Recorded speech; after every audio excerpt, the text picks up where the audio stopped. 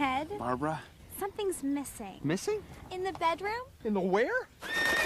Trojan Man! Trojan Man! What are you doing here? I'm here for her pleasure. For what? Trojan Her Pleasure condoms. They're new, uniquely engineered to satisfy a woman's anatomical sensitivity while helping to protect. You like this idea? I love it. I'm there. New from America's most trusted condom, Trojan Her Pleasure. The pleasure she wants, the protection they trust. My job is done here. It's Ashley's 10th birthday. Give me some. Oh, cool. New Juicy Fruit Stapleberry. Everybody keep it together. All right, I think he wants it back.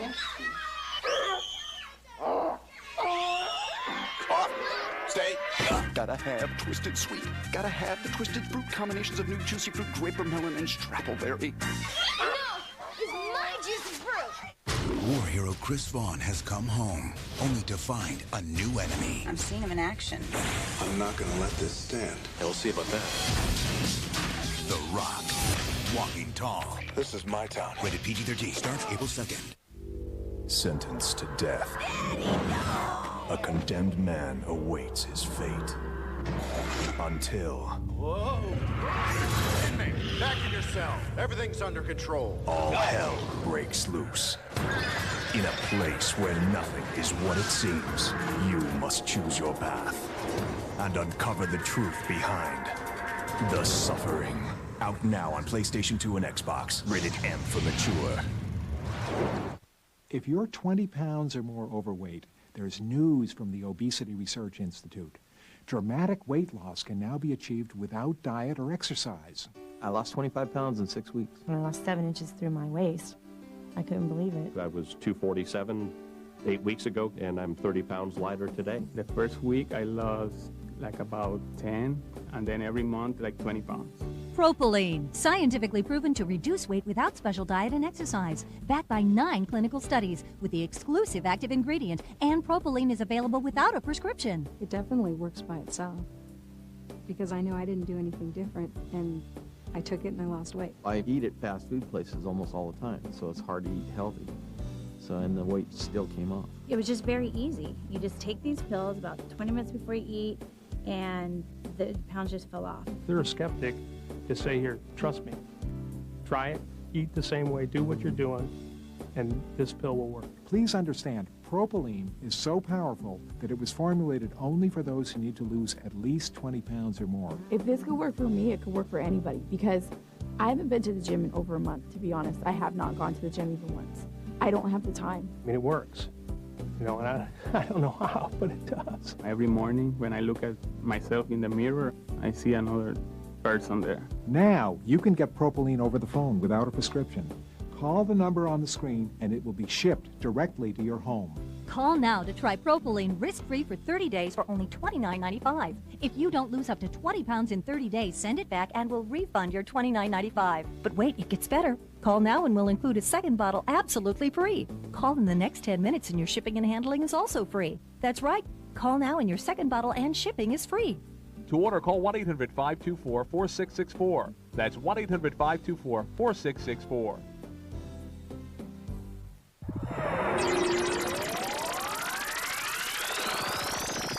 This week on Expansion Pack, Arena presents America's Army. That's all coming up, and it's right here. Sunday at 7 p.m.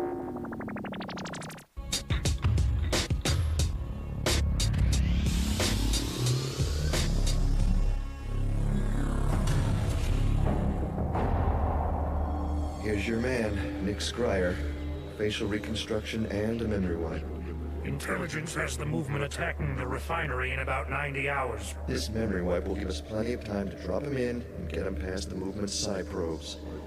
Mindgate's specialty is psyops. They dismissed General Krieger, but Scryer stayed with Mindgate and took his psychic powers to a new level.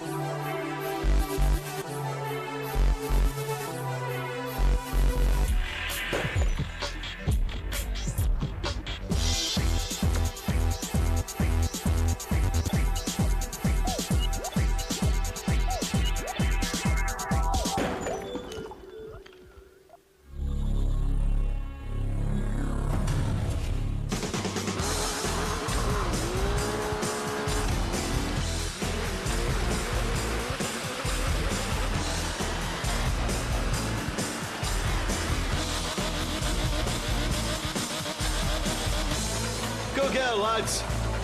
Ah, she's not too bad. Bit of hard work will have her smoothed out, good as new. Right now, my friend, you have got potential, but that's about it.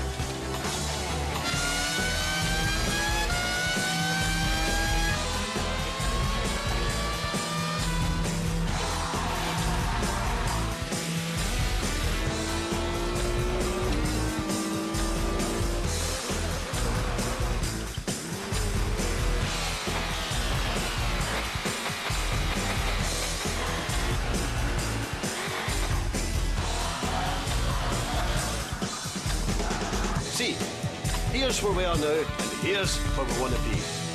You might get there in 8 seasons, that's about 24 championships.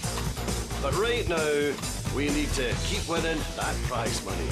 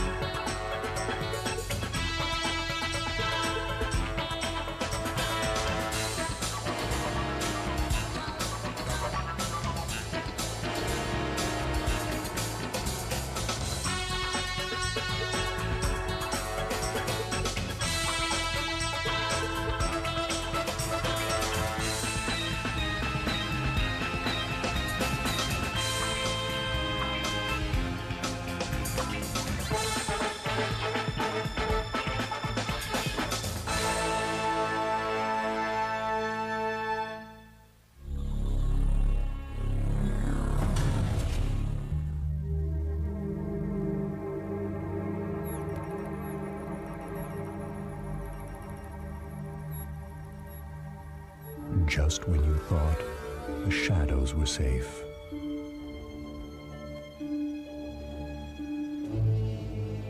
The rules of the game have changed. New dangers lurk in unseen places and strike when you least expect them. But this time, you're not alone.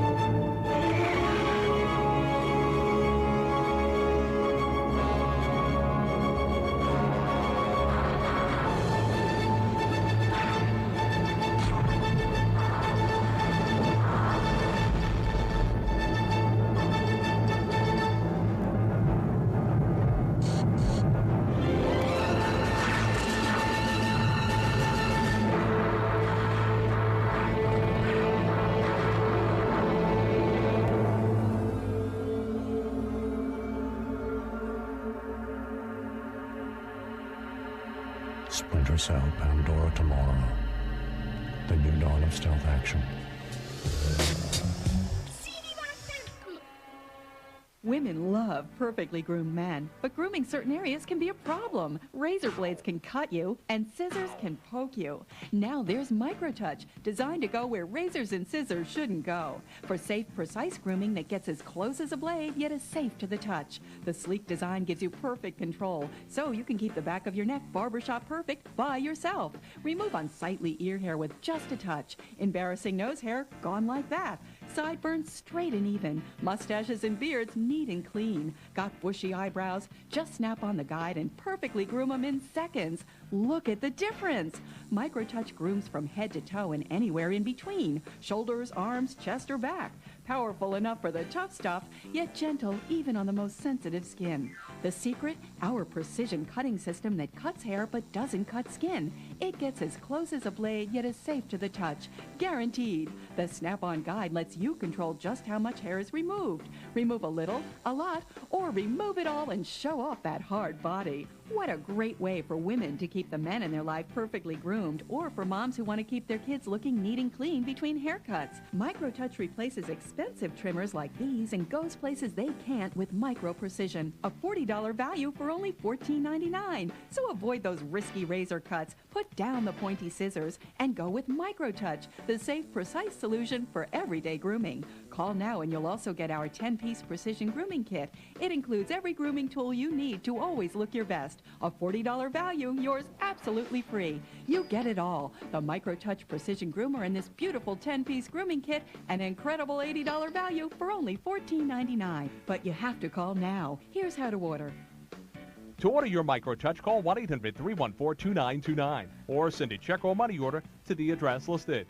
So call 1-800-314-2929.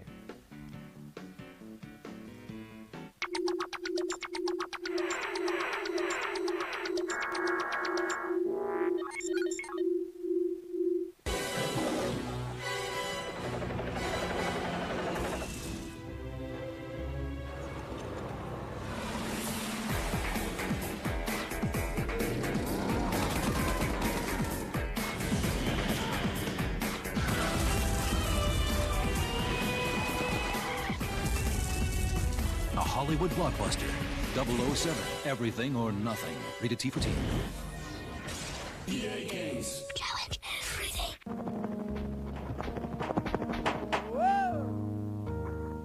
Winter Fresh. It's icy cold breath. It's... Winter Fresh. Icy cool breath. 24/7. Winter Fresh Network, where icy cool breath is always on.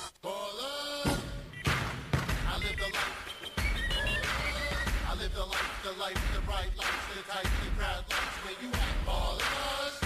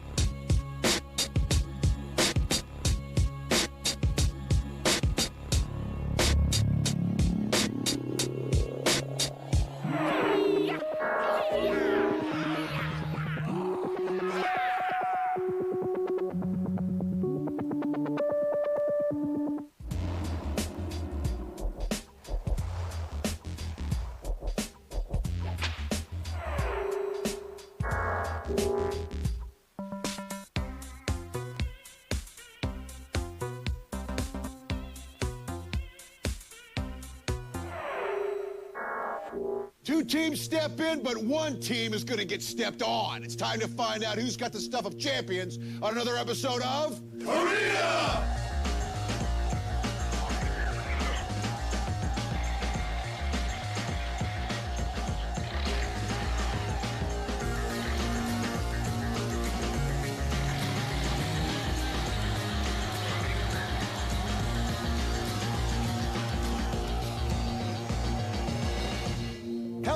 Welcome once again to Arena, the show that turns multiplayer games into competitive sports. I'm Lee Rehrman, and we've got two teams that are about to go toe-to-toe, nose-to-nose in our own virtual squared circle. Today, we hit the mean streets on the console and Project Gotham Racing. Then shoot over to the PC with Unreal Tournament 2003. Finally, we wrap things up with America's Army Special Forces, which we play on Atlantis Cyberspace's virtual reality pods. But before we get started, let's go to my good buddy Kevin Pereira, who will explain the law of Arena. Kevin. Thank you very much, Lee. Now, here on Arena, there are 9 possible points to be won. The console game is worth a point, while each PC game is worth 2. Now, the team with the highest accumulated score will pick up a point, and the team with the MVP will rack up an additional 3 points. And those, my good friends, are the laws here in Arena. Now, let's check in with my good friend, Stacey Barcelata, for our player introductions. Thanks, Kevin. Last time on Arena, Team Minority made a major mistake. They shot the VIP in America's Army Special Forces and snatched defeat from the jaws of victory. So today, Team Kaizen will try to extend its luck against a new squad. Here's Team Augury. I was trying to come across words through references, and Augury came up with one of the more interesting words, or a word like omen. I met my teammates on the IGN forum. I just moved to LA, and I've been watching G4 for more than a year. I just wanted to show people that I'm a gamer. Bradder21, just my screen name.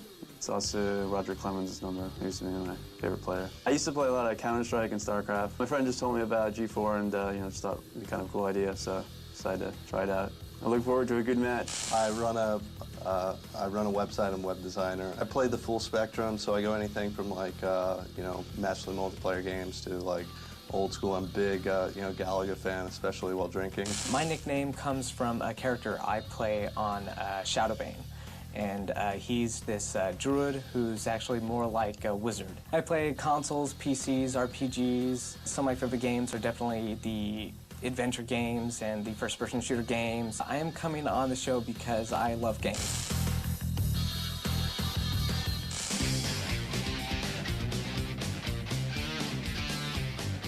My nickname is Ringworm, and it came from when I used to be in wrestling. I got Ringworm, and everyone used to get Ringworm. I think being on Arena is kind of interesting because you're not just playing on one single platform. Plus, the virtual reality type setup doesn't give anyone really an advantage. I got my nick. I used to watch anime, so I got that from Escafone. Right now, I'm a junior at San Diego State University. Pretty much play video games and party. I am a wussy gamer. I play one game good, and I stink at everything else. I used to watch them play Unreal Tournament, and they were so bad, I thought it'd be kind of fun to come on here and beat the crap out of them. Get out of our G4 Arena. My call sign is Woobs. The only person that knows how I came about is my friend Brad, and I tell you, but I have to kill you. I'm pretty excited about being on the show today. Real unexpected. They called me at 12:15 saying, we need you to be on our show. Someone couldn't make it. And I said, sounds like a great time. I'll be down there as soon as possible. All right, we're starting things off here in the console pit, where all 4 players from each team will get a chance to make a difference, as they'll each take a turn at the game. Today's game is Project Gotham Racing on the Xbox. It's a title that lets players live out their wildest high-speed fantasies. Well, at least most of them. And risk-taking is encouraged here, as pulling off difficult moves will result in kudos, which not only look cool, but they give you bonus points. 1. And round 1, Project Gotham Racing. In the red car for Kaizen, we have Eska. In the blue car for Augury, we have Raderzi. And Eska out to a quick lead. I had a little trouble in that turn, though, Lee. That's going to cost him on time. Raderzi in hot pursuit. He's behind him by almost 2 seconds, Lee. And he spun out a little bit there, got sideways. That one accident, Lee, could be all that she wrote in this round. And Eska, unless he does something dramatically stupid, takes this first round. Speaking of dramatically stupid, Lee. And at this point, he can pretty much just coast to victory. Raderzi down by almost 3 seconds, grabbing kudos, but they mean nothing here. And that's going to do it. Crosses the finish line. Raderzi nowhere in sight. 2. Round 2 underway. In the red Kaizen car, it's Mac. In the blue Augury car, it's Snide. And right away, Snide just cutting off a member of Team Kaizen. Oh, and Mac tries a pit maneuver, but fails as Snide still has Mac in his rear view. The beginning of these races also important because once you get a lead, and the lead has been taken by the red car for Kaizen Mac. Oh, and Snide had to put it in reverse. Whenever you see the brake lights, Lee, you know that someone's not doing something right. These rounds are so quick, one mistake does a round make, and that mistake allowed Mac to take the lead. But a mistake by Mac could cost him here, as Snide is no longer down by the 4 seconds it's flashing on his screen. And Mac in the red car has a comfortable lead as time winds down, but one mistake, as we saw last round, and the whole round changes dramatically. A not so dramatic finish as Mac crosses the line and Snide is nowhere in sight. Round 3 underway. For Kaizen and the red team, it's Woob. Oh, and right off the bat, Lee, Sunfall gets slammed into a wall by Woobs. Sunfall for the blue Augury team. They'll be playing catch-up for most of this round, Lee. A little excitement right out of the chute. We don't see that very often here in these console games. Well, anytime something comes out of my chute, Lee, I'm pretty excited. I'm on your side there, brother. In first place, Woobs. Sunfall is only down by 4 seconds, which is actually quite a lot. 4 seconds in these console rounds. These are sprints to the finish. The sense of speed here, Lee, is amazing. Look at that. It looked like Woobs just took that turn at, what, a good 12 miles an hour? Insane! Woobs is taking a safe approach with this good-sized lead. Doesn't want to do anything silly. Woobs is taking his time. I mean, he's even using his blinker when he makes a turn. That's how you know he's not worried about the comfortable lead he has on Team Augury. Sunfall attempting to catch up after that early mishap. Well, Sunfall's right taillight is out, so he'll have to use proper hand signals. He hopes to win this round. And if Woobs can hold on, as he does, the red team Kaizen takes all 3 rounds so far, Kevin, here in Project Gotham Racing. 4. In round 4 underway, now we're in the battle for the all-important MVP points as Kaizen has secured the console game. And in first place, right out of the gate, is the blue car, Yasaki for Augury, but Ringworm in the red car for Kaizen. Not far behind, Lee. Not far behind. Yusaku switches his view right off the bat. More seasoned racers tend to race in the cockpit view mode. Lets them know where their opponent is so they can block them off when they're trying to make a pass. 2 words that I always like used together, cock and pit. And Ringworm playing catch-up here as Yusaku slams into a wall, makes his way around the corner. Ringworm is down by a little over 5 seconds and a quick 360, showing off the front end of his car. Again, this is all academic in terms of console round winner because all 3 rounds have been taken by the red team Kaizen. Ringworm swerving back and forth like he's in a NASCAR, not exactly helping on time. You would have thought that Ringworm would have been a little more contributory in the MVP point totals, but Yasaki for Augury takes Project Gotham Racing, and Kaizen takes the console game 3 rounds to 1. I don't know, Kevin, maybe it's the lights, the camera, maybe it's us, but Team Augury didn't even show up for that console round. That's right, Lee. And what a turnaround for Team Kaizen. Last time they were in the arena, they weren't able to take the console game, but their newest member, Woobs, pulled it out for them. And Woobs is right now with our Stacy Barcelona. Thanks, Lee. I'm here with rookie team member Woobs, helping your team to a solid victory. 1:14 fastest time. How you feeling? I'm real happy. It was a big win because I was the 3rd guy to go, and if I won, we won the console match, which is a big win for our team because we're not real good at console. In the last episode, your team didn't do all that well in UT 2003. How are you going to turn it around for them?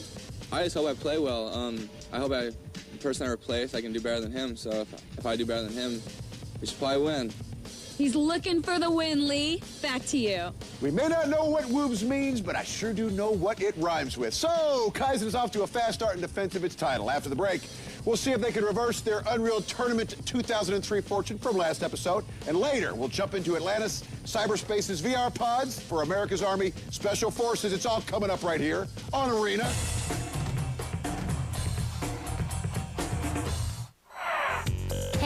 Check out G4TV.com at our new time, Sunday at 10, where we're going to be talking about gaming addiction. And don't forget to watch G4TV.retro every day at 4.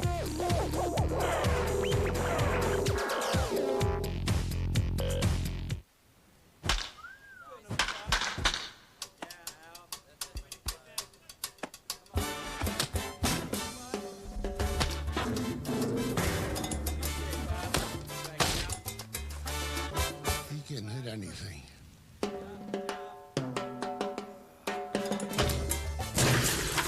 The whip and stick and punish pitchers. MVP Baseball 2004. Rated E for everyone. EA Sports. It's in the game. New juicy fruit grape melon. Cool. Ah! Wait, what are you doing, man? Mine.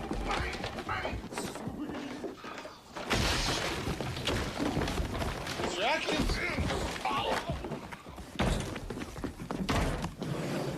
Gotta have Twisted Sweet. Yeah. Gotta have the twisted fruit combinations of new Juicy Fruit, Grape Melon, and Strappleberry. Only one can be the N-Gage King of the Office. The Receptionist. Sales Guy. Ready, go! Only one will be the N-Gage King of the Office. N-Gage, anyone, anywhere.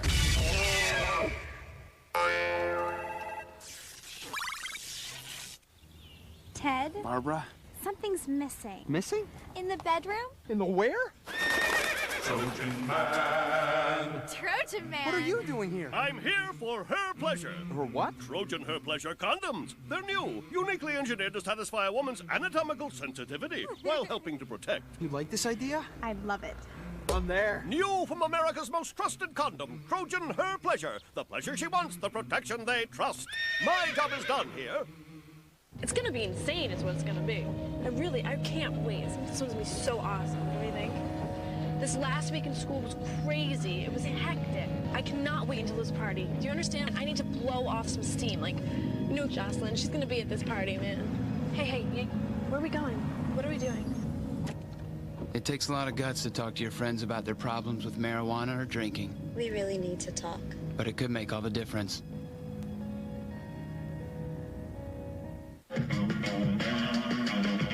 Now when I say G, y'all say 4G. G. When I say G, y'all better say 4G. G. Yeah, what up, y'all? My name is Catastrophe, a.k.a. Flashy Tassie. Telling all the video gamers around the world, keep pushing them buttons till your thumbs hurt, baby.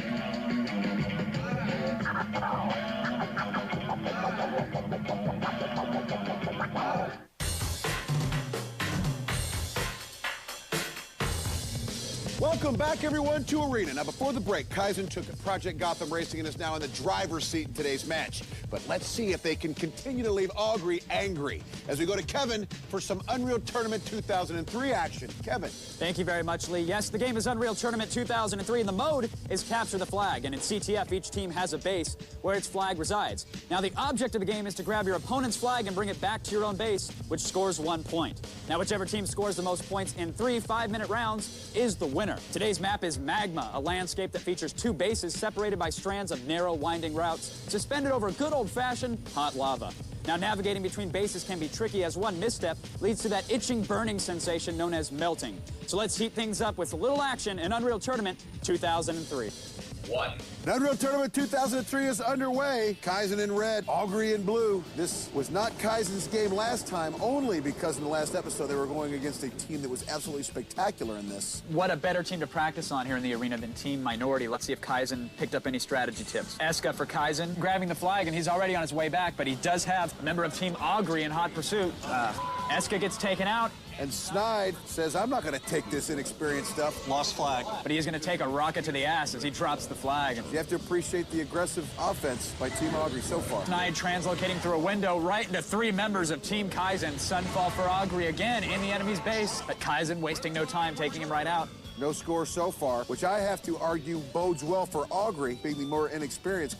You're right, Lee, showing no fear here early in round 1. Snide for Augury again on the attack. It looks like Sunfall doing the same as Ringworm for Kaizen tries to defend. I believe that was Snide who had the flag momentarily for Augury. In short order, he's dispensed of. Damn it. Oh, inside decides to test the temperature of that lava with his toes. There's Mac for Kaizen. Must have grabbed enough pills to give him the adrenaline as he powers up and grabs the flag. I got lots of help. Mac for Kaizen on his horse, all alone. He's got a shot here. Time running down. 1 flag capture here will probably be enough. You're right, Lee, and Kaizen taking a little damage, but again, that regeneration kicking in.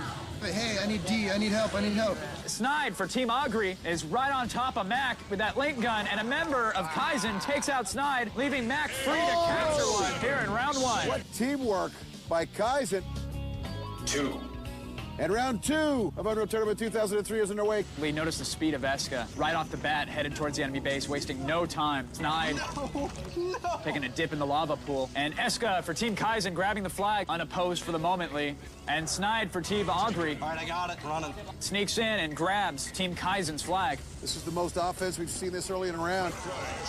Oh, and an excellent lightning gun round takes him out midair. He drops the flag as Eska continues his return run back to the base. But Augrey really aggressively moving into the offensive side. Got to appreciate that from the newcomers. Well, that's right, Lee. After a poor performance in round one, they had to step it up. And Eska kind of stealthily moving around and places the flag. 1-0 Kaizen here in round two as a member of Augrey sneaks his way in and grabs the flag. It was snide, but he ran into too many members of Team Kaizen. And Sunfall for Augrey grabs the flag, but I have a sneaky suspicion that won't last long. Time becoming somewhat of a problem here now for Augrey. Mac has a flag fetish for Kaizen. Takes quite a fall. That's going to damage him, but let's see if he can fend off a member of Augrey. Excellent shock rifle combo as he wipes out an opposing member. And as long as he has that flag, regardless if he scores or not, Kaizen will win this round. I'm going to cap it. I'm going to cap it. There it is, a flag capture for Kaizen, and that'll probably just about do it, Kevin. And Eska for Kaizen grabbing the flag. He's dodging some lightning gun rounds and a little rocket fire. He's taking tons of damage here, but Eska is clearly going for the MVP points. And Eska scores the third flag capture. Round two goes to Kaizen. And round three is underway, Unreal Tournament 2003. As far as points, it's all academic, as Kaizen has taken rounds 1 and 2, but the MVP points can still be earned. Snide for Team Augrey makes his way to Kaizen's base. Not doing too well. And he'll have to do it again since he got absolutely crushed. Yusaku for Augrey on the attack. Surprise. And Woobs taking a couple pot shots at Yusaku, strafing around a wall to get some cover, but Woobs is hot on his trail. And Woobs goes down. Mac for Kaizen, flag who in had hand. that big round one flag capture to win it, says, hey, man, how about a little offense, sister? And Mac pulling a Rush Limbaugh, grabbing all the pills on the map. I'm trying to whore up a little bit of adrenaline. Dodging a little lightning gun fire as he makes his way up top. He's going to be in excellent shape thanks to that shield. And a member of Team Augrey sends a little flack Mac's way and then just gives up and falls off the map. And that was a score by Mac. Score, score, score, score, score, score. And checking my statistics here, Team Augrey has not yet captured one flag successfully. In fact, how many seconds have they had possession of the enemy's flag? 17.419. Can you at least round it for the kids at home, Lee? 17.42. Excellent job. Time running out for Augrey. Yusaku in Kaizen's base, but two members back to defend take him out quickly. And Mac for Kaizen. Flag in hand, making his way back to base. He has been an offensive powerhouse. Kaizen scores another one, 2-0. But here's something that could be new, Lee. Braider 21 with the flag. Oh, and he gets a rocket facial. Goes down, and Mac for Kaizen, sneaking right on into the enemy base from up top with the flag in hand. And that's it. All right, we've been challenging the defensive-minded Kaizen to come into Unreal Tournament 2003. We even saw a flurry of points in round two. That's right, Lee. Eska was a one-man wrecking crew, but I got to give the rounds to Mac, especially 1 and 3. He put the points on the board. And we're giving Mac to Stacy right now. Thanks, Lee. I'm here with Mac Attack himself. 20 kills, 4 flag caps. Walk me through UT 2003. I think it started with all the combo meals we were serving up in their face. After that, they couldn't do anything. That's right, they didn't do anything either. Speaking of that, what do you think about the level of competition heading into America's Army? Well, I sure hope the other team steps it up, because right now, it's just been a waste of our time. Ooh, smack talking down here in the pit. Lee, back to you. Watch out, Stacy. Any more wins by these guys, there's going to be secret sauce everywhere. So Kaizen has been on both sides of a shutout in UT 2003, only this time it's in their favor. Let's see if Augrey can make Mac eat his words in America's Army Special Forces. That's coming up right here on Arena.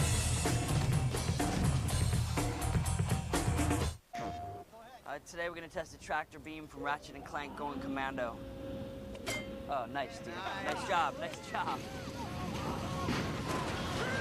No, turn that thing off! No, turn it off!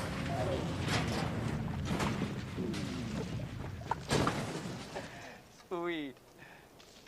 The tractor beam, one of 51 weapons and gadgets not fit for this world. Rated T for teen.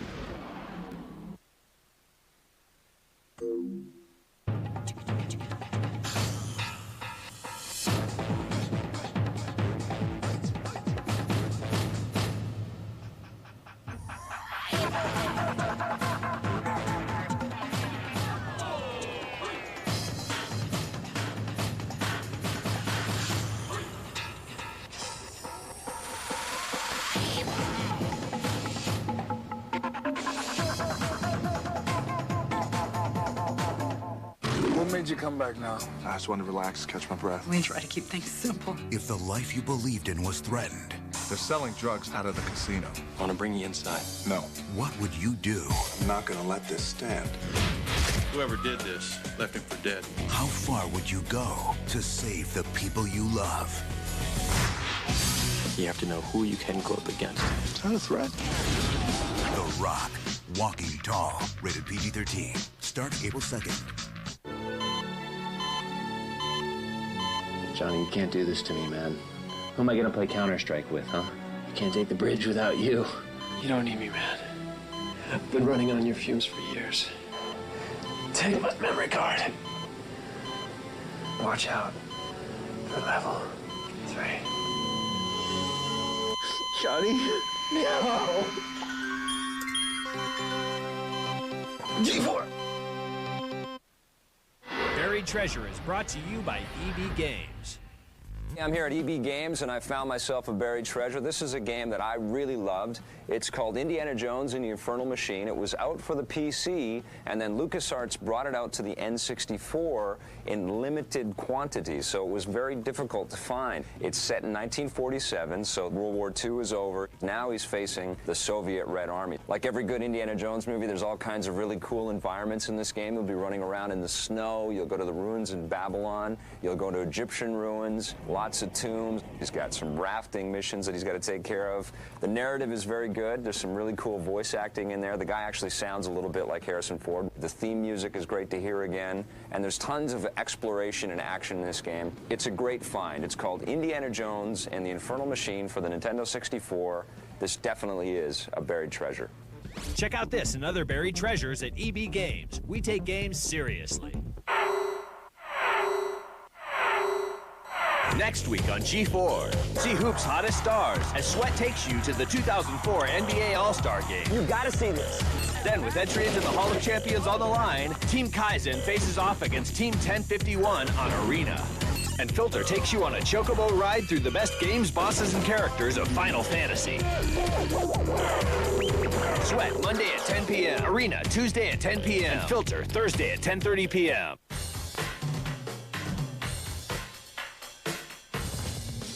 Welcome back, everyone, to Arena. Now, before the break, Team Kaizen put the hurt on Team Augury and started a shutout streak of its own. But let's see if Augury can bounce back. In America's Army Special Forces, Sergeant Hansen is standing by with the briefing on today's mission. Good evening, gentlemen. I'm Sergeant First Class Hansen. I'm here to brief you on the combat search and rescue mission. Our current situation, we have one Black Hawk helicopter that's been downed by enemy forces. A UAV has identified one crew member as surviving the crash. Your mission as an ODA, Operational Detachment, is to infiltrate this high desert compound to the crash site. At the crash site, you're to retrieve data and destroy the helicopter. Then you're to continue on through the remainder of the compound to make link up with the downed crew member. You are not to fire upon anyone unless they prove themselves hostile to your mission. Are there any questions? No, sir. Good luck. All right, Team Kaizen was chosen to go first, and the team is suiting up right now. And once these virtual soldiers are ready, they'll have 10 minutes to complete the mission. And then it's Augury's turn. Now, our players will be immersed in the ultra-realistic environment of America's Army Special Forces through the use of Atlantis Cyberspace's virtual reality pods. Looks like Team Kaizen is in position, so let's see how they do. And Kaizen, our reigning champion, have first crack at their objectives. Eska is their captain. Kaizen won their last episode of Arena in America's Army, coming way from behind. Some shots ring out. I think we got him. He's still alive. He's still alive. Good communication so far. All 4 team members in the alleyway right now. One of them sneaks inside of a building with absolutely zero cover. Eska senses the danger and runs in to assist Mac. A grenade goes off. Flashbang, I'm blind. Eska, watch your front. Watch your front. Eska peeking out from around the corner. Apparently, Kaizen, via blindness and confusion, is stuck in this room. We're clear out this door. Come on. Go, Matt, go. They finally sneak out, and they know that there's an enemy on the opposing force on that rooftop. Mac staying behind, notice not taking his eyes off that doorway, making sure no one sneaks up on them. It's so important in this map to defend your teammates in the process of moving around. And Kai's quicken the pace here on their way to the Blackhawk. Got him, got him. And an enemy is spotted as Ringworm finally gets a few squeezes of the trigger. And our team of 4, although still functioning effectively, haven't made much ground. Frag out, frag out. Ringworm launches a frag grenade outside, hoping to take out some members of the op force. Kaizen playing very conservative It's clear. I think we're clear. Now Mac has located that helicopter.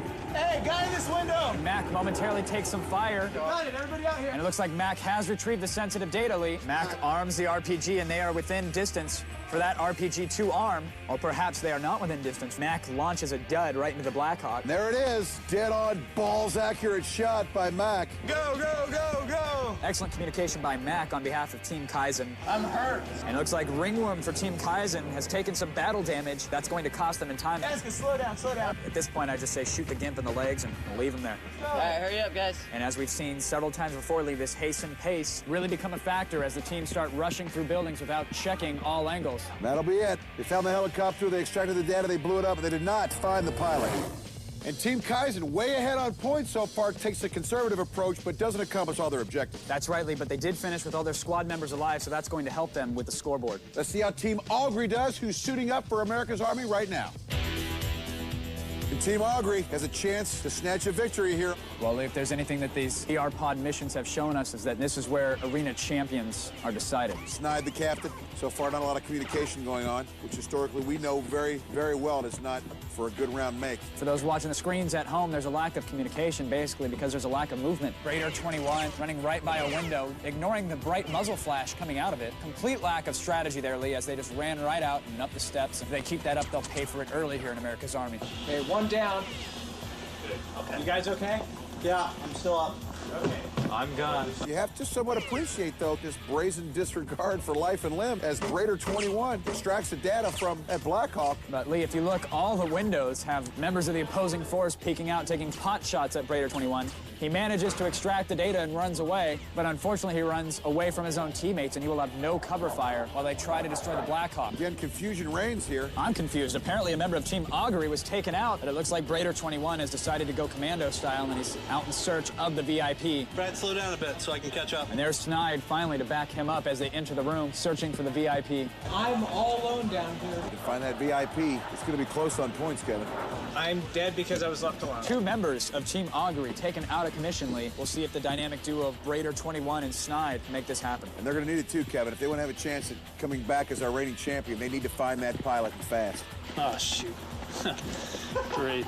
Excellent double checking on the part of Team Augury. Well, apparently Raider 21 wanted to make sure that that copter is in fact destroyed, and yes it is. Hurry up.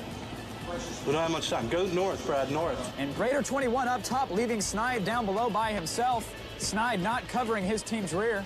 As shots ring out and Snide goes down. Snide goes down at the hands of a baddie. And like my co-host on many a weekends, Raider 21 is going solo with his gun. And running precariously low on bullets, I might add, like your co-host. Demonstrating the motto, Army of One, Raider 21 tries to pull this one out for Team Augury. Those three team deaths are really going to hurt Team Augury. You guys know where to go at all? Raider 21 talking to the non-existent teammates, humming the theme song to Rocky in his head, makes his way to the VIP, he thinks. And Raider enters the room with the VIP, runs into a member of the opposing force, asks him for a quick timeout as he reloads, takes him down, he leaves the room.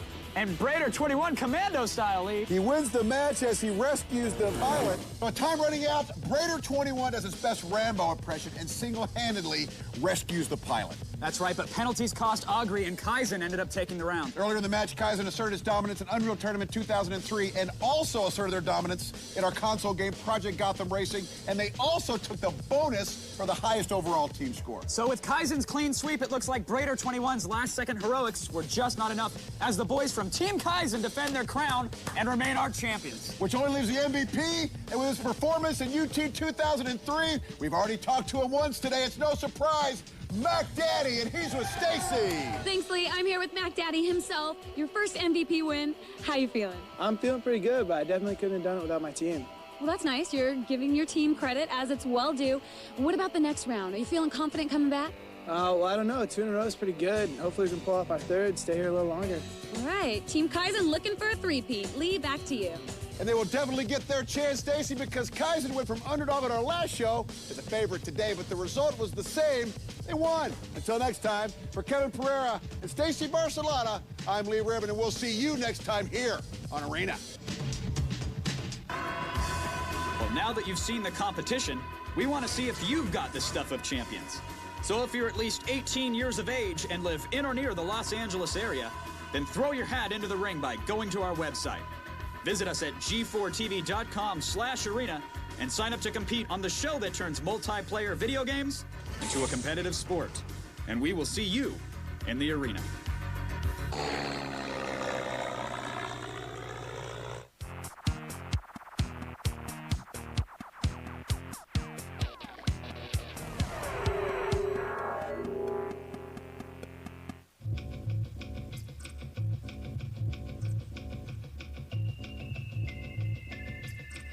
Previously on Portal, Sonny Dove snapped upon hearing of the death of his brother Bloody. Magnerific this, you...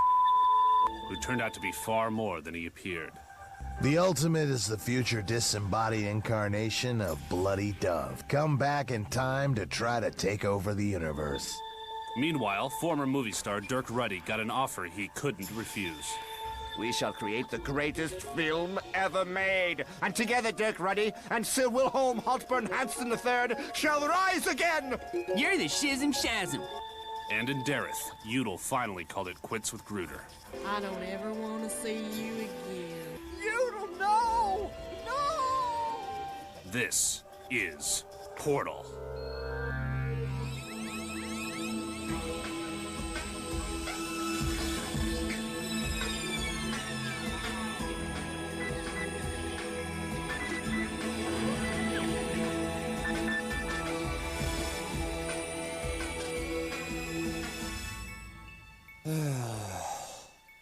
Excuse me, young man. May I share this bench with you?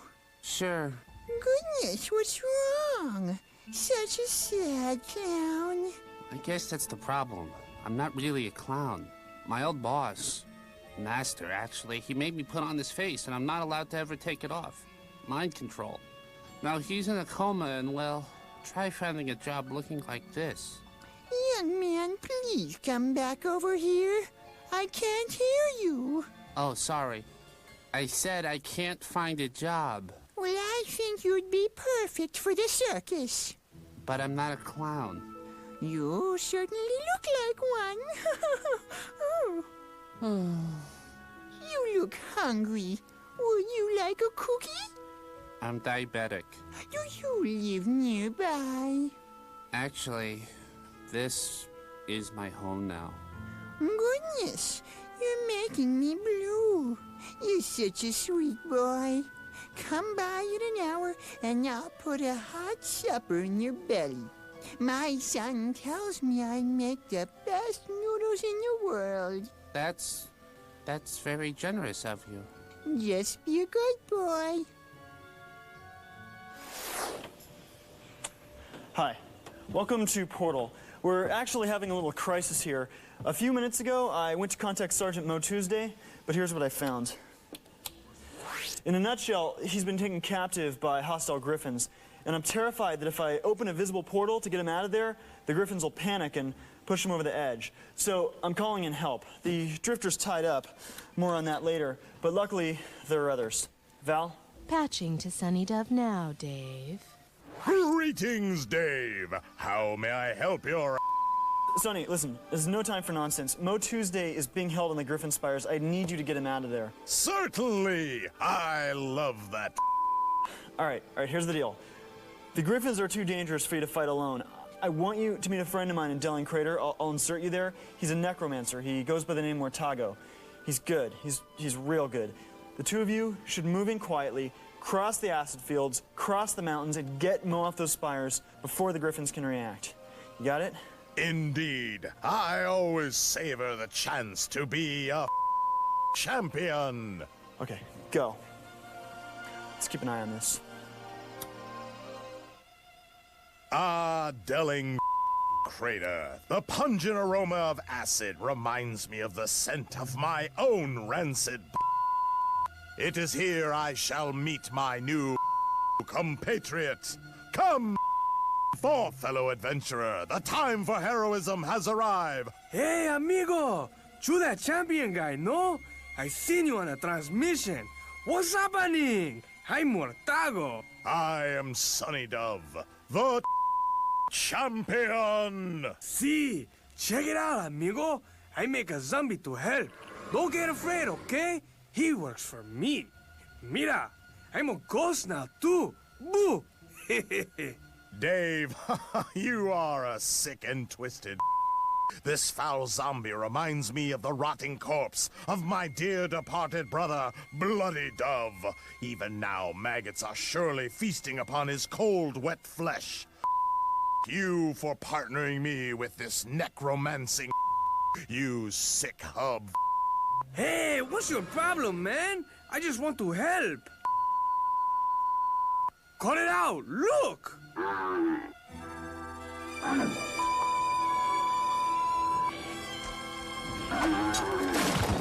You have fought bravely, you little death-obsessed. You have won my respect with the glory of victory! Now, to the rescue! Oh, man! It stinks! It stinks! Ah, gas. It is as if the land itself let forth a tremendous smelly... Look! Behold, the gas attacks!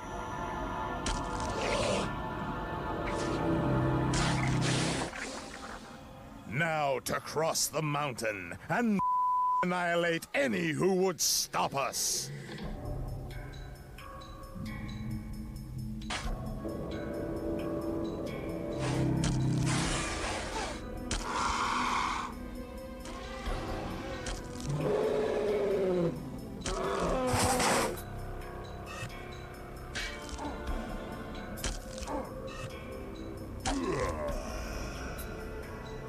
Hey, man! Why you dancing? We got to rescue the guy. Because every victory is cause to celebrate. Ah, the Griffin Spires. It's him! Kill the chickens. He's too deadly. Problem, gentlemen? The rescue is complete! Rescue? Don't be a fool. I went up top to think. I can take the birds with a single bullet. You crazy, man! You ain't got no bullets. No? Oh! Sonny, Mortago, excuse me. Can you give me a moment alone with Mo? Certainly, Dave. Use us, then throw us away like a dirty diaper. You. Adios! Mo, what on earth is going on? Nobody goes up there. I thought you were gonna die. Not true. It's like this. A man can see across the world from these spires. The perfect spot to do some much-needed thinking. And I've much on my mind of late. Is there something you'd like to talk about? Is anything I can do? No. This is a problem only I can solve. You see, I'm boring. Very, very boring. You're not boring. Wrong. I'm boring. You know it. I know it. The transmission viewers know it. I'm boring, but not for long. I devised a plan up top. No. Even if you were boring, why do you care? You're a cop. It's not your job to be exciting. Wrong again. I used to be a cop, but now I'm a TV cop. It's my job to entertain, and I take pride in my work. Right now, I'm not doing it well. Next time you see me, I'll be more dynamic than a rhesus monkey after 40 mochachinos. This is the old Mo Tuesday. Over and out. Mo, you don't... We'll be right back. Rated everyone.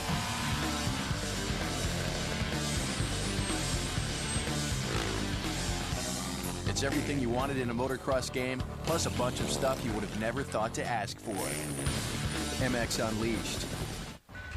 All right, people, let's go. We got free masks for you today. Free mask. Get your free masks, people. You gotta learn to protect yourselves. Free mask. It's an epidemic going on out here. Free mask. Come on, people. Protect yourselves. It's not a joke. It's not a joke. 50,000 people die each year from secondhand smoke. I worked where people smoked. I chose not to. But I got lung cancer anyway. Winter Fresh. It's icy cool breath. It's... Winter Fresh. Icy cool breath. 24/7. Winter Fresh Network, where icy cool breath is always on. 86 FM.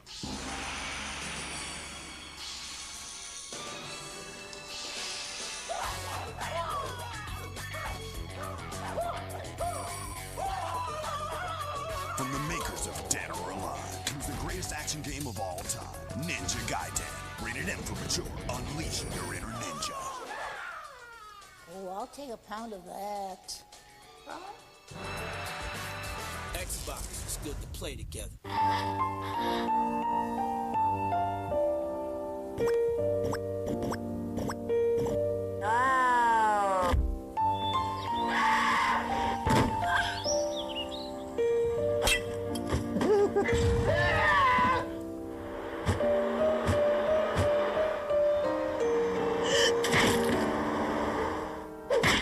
G4 owns you, noob.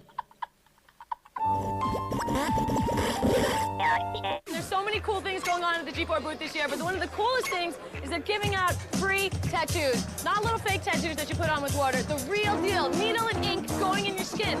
One thing is, it's got to have the G4 logo in it. This shows dedication, that's for sure. Just like that. Stop. I'm a little nervous, yeah, it's first time.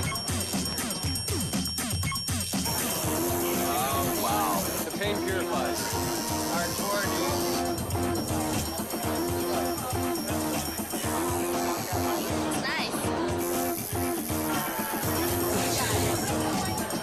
My devotion to video games. Yeah. They were like free tattoos, and I was like, well, that sounds good.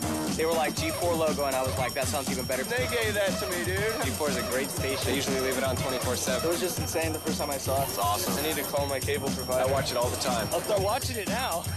Watch G4 TV for gamers. Here's what's happening on Pulse. If you like fast cars and fast women, we can help you with one of them. Acclaim is set to unleash Juiced on the import racing community, and we'll give you a first look. Plus, Kevin Pereira laces up the gloves and the funny-looking boots to go a few rounds in his preview of the next groundbreaking game from EA Sports, Fight Night 2004. That's what's coming up this week. For all the news in the world of games, make sure to watch what you play right here on Pulse.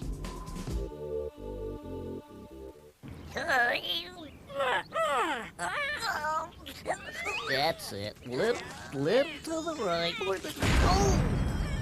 Oops.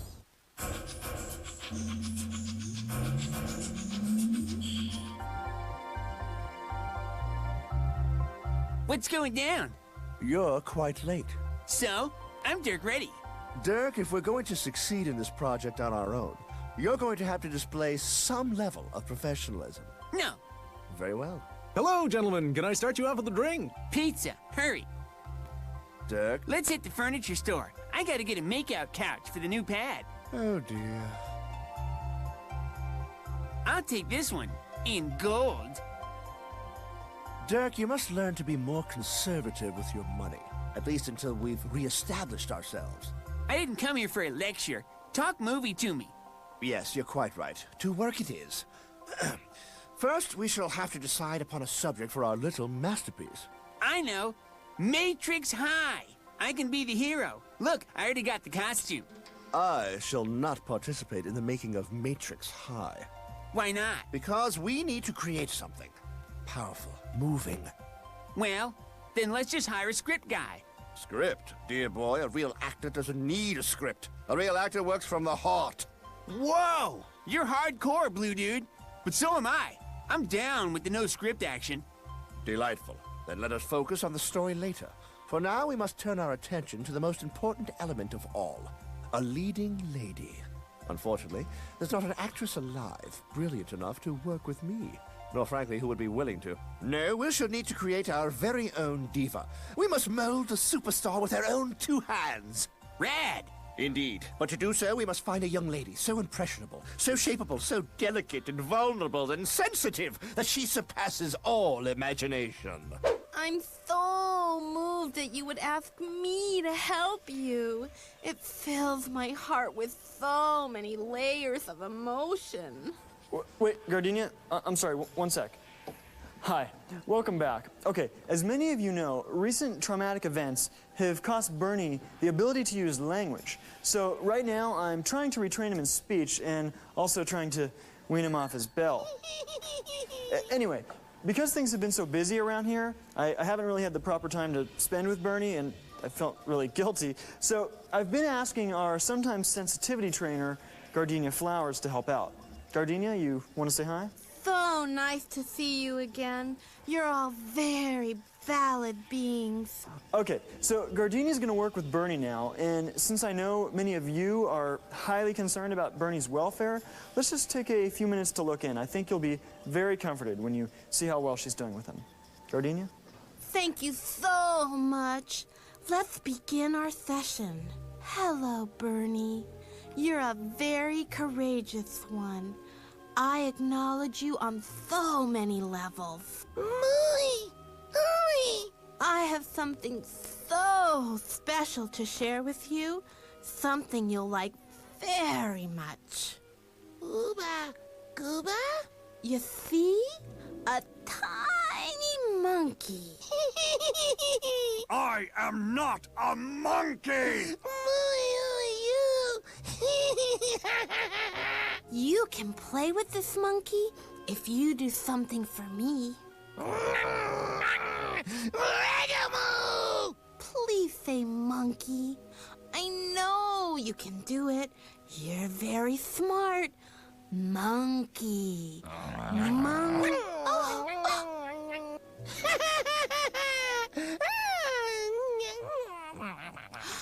Bernie, please give me back my monkey. You can play with my monkey all you want, but please say monkey first. Please. Gardenia, I think it might be better if you let Bernie keep it for now. I deeply respect your opinion, but if we let Bernie keep the monkey... Oh! Gardenia, you need to go. But if... Yes, I agree.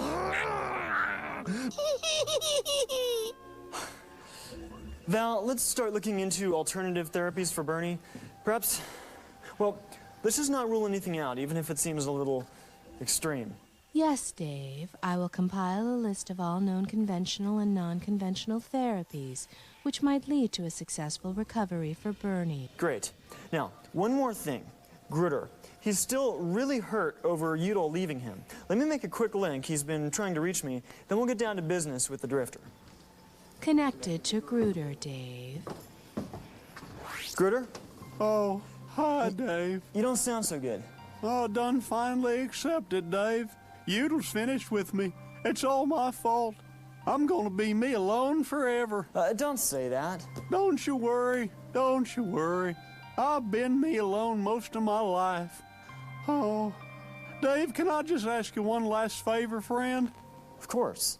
I want you to send me to a new world, one where none of the Portal Buddies is, where nothing done remind me of nobody. Can you do that for me, Dave? You did it for that Dirk fella. Please. Grutter, but... Please, Dave. I'm a broken man. I just wants to leave. Okay. Listen, there is one place where I can send you. It's got more adventure than any place you've ever seen. I think it might even reawaken the old Grutter I used to know. But this place is very dangerous. If I send you there, I'm gonna have to the Drifter meet you at some point and talk to you. Otherwise, I'm worried you can get yourself in big, big trouble. Deal? Yes, Dave. Thank you. All right, Val, send him to that place you and I were discussing this morning. Yes, Dave. Good luck, Grutter. Be careful. We'll be right back.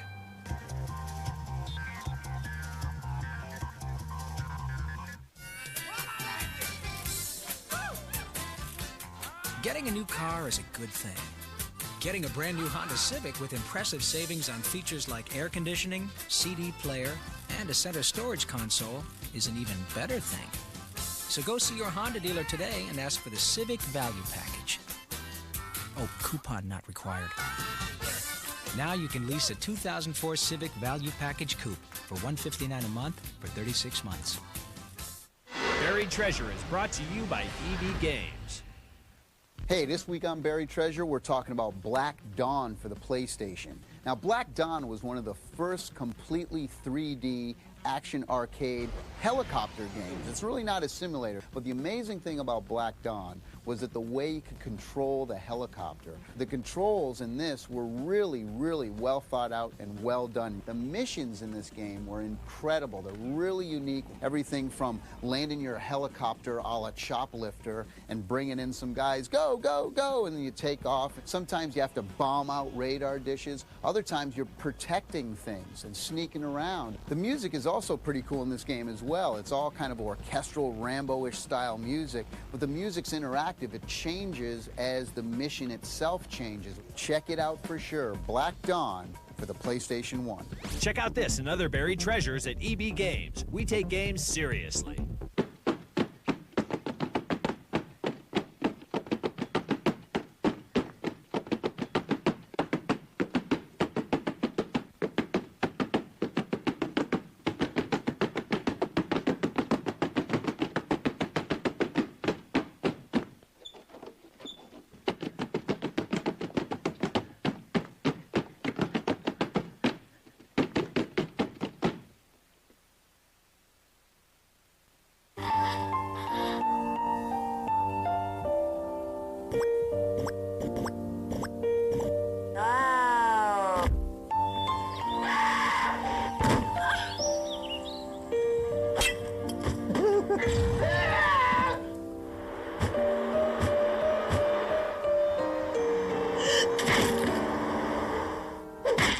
G4 owns you, noob.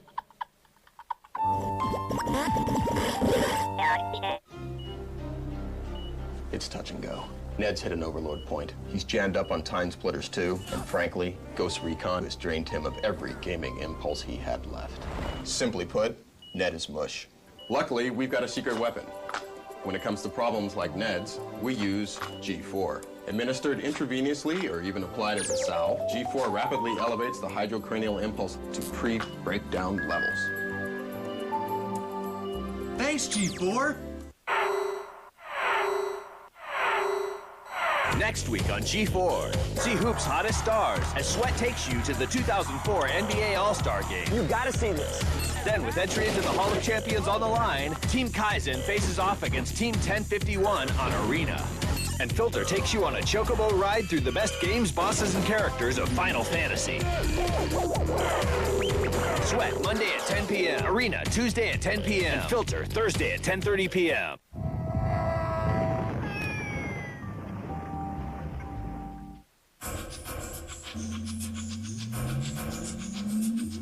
Hello? Hello? Oh, look! Good evening, Sad Clown. I'm so glad you decided to stop by. Let me turn that frown upside down. You have a very nice home. Well, thank you, young man. Sit down. Let me make you some nice hot noodles. Wow, this is all so kind of you. Don't you say another word. You stay there. I'll be right back with something special. Is there anything I can do to help? Just be a good boy. Are you still being a good boy? Yes, ma'am. Good. Then let me get your noodles. They should be ready. Ma'am, you're. What? This? Oh, I just thought it would be more of a turn-on. Now, give me a kiss before you eat your noodles. No, stop.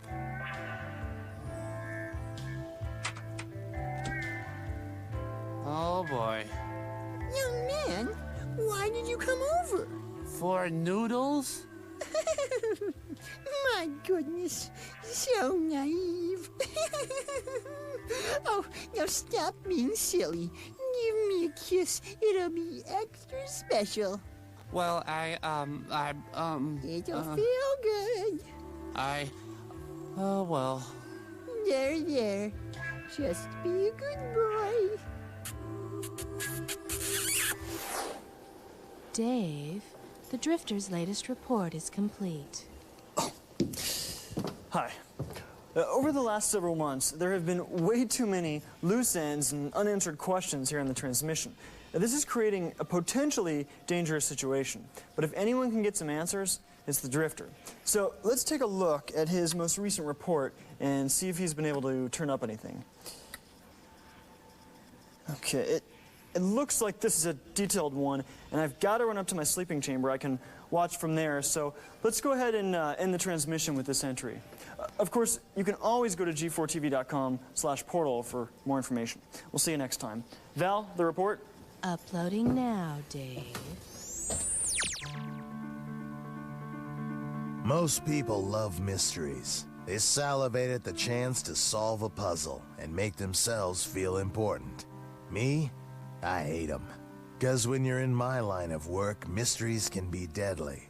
It means you're lacking knowledge, and a lack of knowledge means a lack of preparedness. That can spell ambush. So right now, I wasn't a happy guy, 'cause there were 4 big puzzles hanging over my head. 1. Where did the Ultimate go after he destroyed Apex? I guarantee you it wasn't Church. 2. Where did Ta escape to after I almost managed to stop her? And what was she gonna do next? 3. Who was the author of Dave's betrayer note? I know Bloody was the turncoat, but whoever penned Dave's warning had inside info and wanted to remain hidden. And 4. Who freed me from Ta's magic? For a while now, I've had that feeling that someone's been following me. I dismissed it as paranoia, but I knew I should have trusted my instincts. Who was it, and what did they want? 4 mysteries, no time, and no aspirin. Which is why I decided to kill all 4 birds with one big stone. According to the legend, there was an ancient and powerful amulet kept in the ruined city of Cragstone. Anyone who wore it for a brief few moments would gain omniscience, all-knowingness. And a few moments was all I would need to get answers. Unfortunately, Cragstone, or what was left of it, was a continent away, an obnoxiously long swim.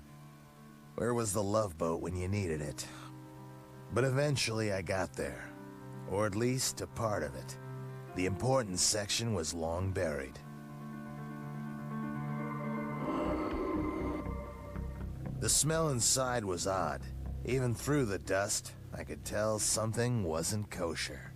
Flesh-eating super pigs, gruts, if you want to get technical. I was tired from the swim and in a real bad mood. For those of you who think being a hero is glamorous, try fighting 8-ton oinkers in a scuzzy dungeon 200 feet beneath the ground. And don't forget the charming sounds. I hate squealers. Eventually, all that was left was dirt, blood, and one head pig. I assume he was keeping the amulet in his delightful pile of filth and treasure. My patience was all used up. Ham or bacon? Sorry, no substitutions.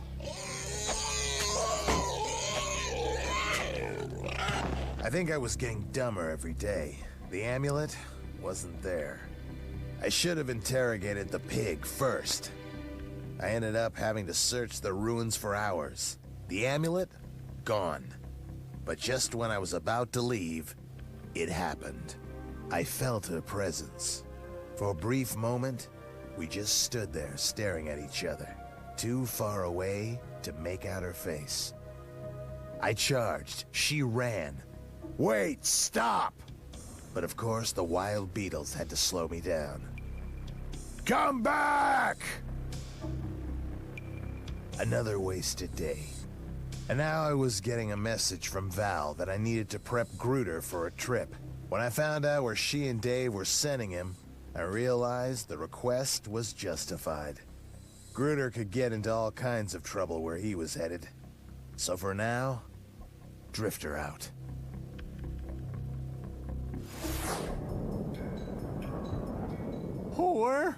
Where am I? I can't see nothing. It's too sandy. My clothes feel funny. Anybody out there? Hello? Hello? Where do you think you're going? Name and identification. Oh, well, hi. I'm Gruder. What's your name? We're Imperial Stormtroopers, rebel scum. Welcome to Tatooine.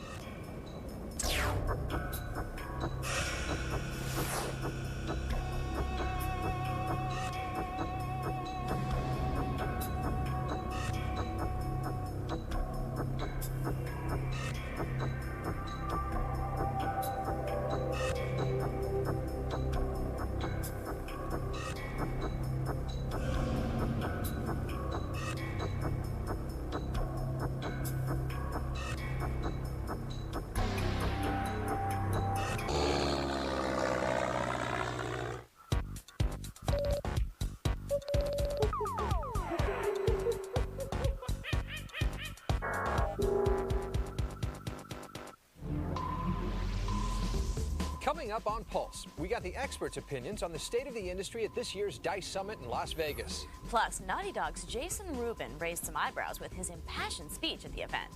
And has Midway turned its fortunes around? We found out at the company's Gamers Day. That's all coming up right now on Pulse.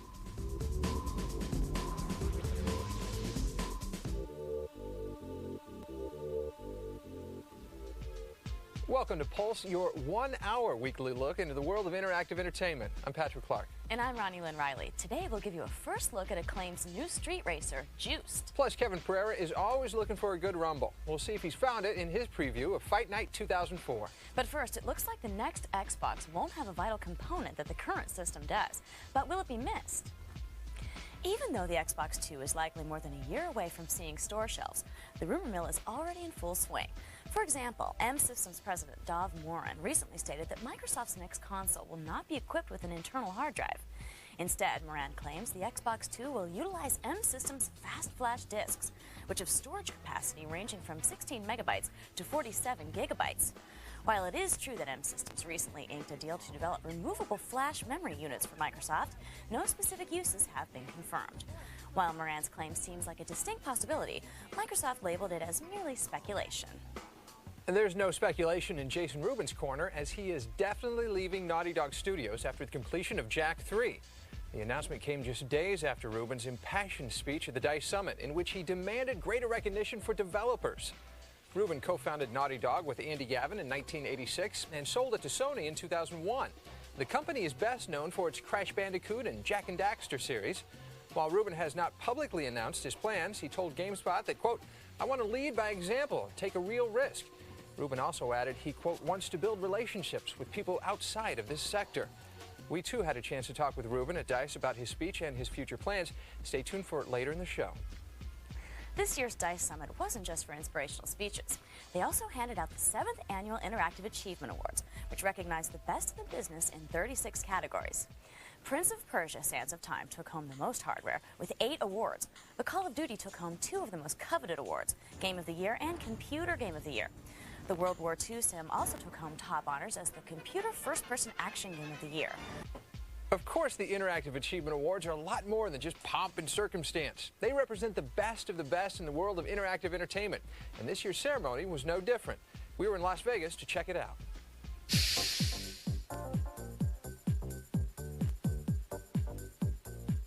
The Academy is a nonprofit organization made up of members of our video game industry. The Academy's mission is to elevate the presence of our industry in the mass market, really, by recognizing true art in video games, whether it's technical achievement, artistic achievement, or achievement in design. The creation of this organization was to recognize that talent and recognize the craftsmanship when it displayed excellence. And that's what created the Academy Awards for Games. Tonight we're here to celebrate the very best of interactive entertainment. Outstanding achievement for musical composition, Medal of Honor, Rising Sun. We continually aim to shoot as high as possible and to have video games sound, bigger and better than films. I mean, we're truly interactive films, and EA can only take credit for the decisions we made. Chris did all the work, and he delivered a score that I feel is unparalleled in any video game in previous history. Console role-playing game of the year, Star Wars Knights of the Old Republic. One of the things that caused Star Wars Knights of the Old Republic to stand out was the story, and the story works no matter what the platform is. It works on the PC, works on the console, has a huge impact, really made the game something special. We're really proud of it. I think our award system protects our craft and fosters more growth within the industry by explaining to people outside the industry that video games really are not just toys for kids. And the award goes to Prince of Persia, Sands of Time. And the award goes to Prince of Persia, Sands of Time. What a surprise. Prince of Persia, the Sands of Time. The Prince of Persia, the Sands of Time. Well, I'm going to get fired, sir. Prince of Persia, the Sands of Time. It means a great deal because we're saying that the industry is not innovative enough. Ennis and the team, we took the chance and the risk of being innovative, and tonight it pays off. So and it's important. Like I said to you today, we're at the beginning of something in the game industry. We gotta continue being innovative. There's something special about winning an award that is given to you and voted on by the people that actually create the products. As nice as it is to have recognition from the magazines and things like that, there's nothing like your peer going, man, you rock. The Hall of Fame Award. Peter Molyneux. It feels really emotional. I mean, it really does. I mean, you know, you've got to remember that this is absolutely my life. I mean, I do this for pleasure, a total and utter pleasure, and to be rewarded by your peers is an incredible feeling. It really is. Overall Game of the Year, Call of Duty. You know, beyond our wildest dreams. The competition for that category, I mean, it's the overall big game hunt right there. I just can't believe it. Just really astounding. And I'm very thankful to the Academy, all the people that put on this work for this show. It's very incredible. Oh, it's just it's so gratifying. I mean, the team worked so hard. We had a very short schedule. We had 18 months, and we really just had to crunch the whole time and come together. And it was really great to see that recognized for everyone.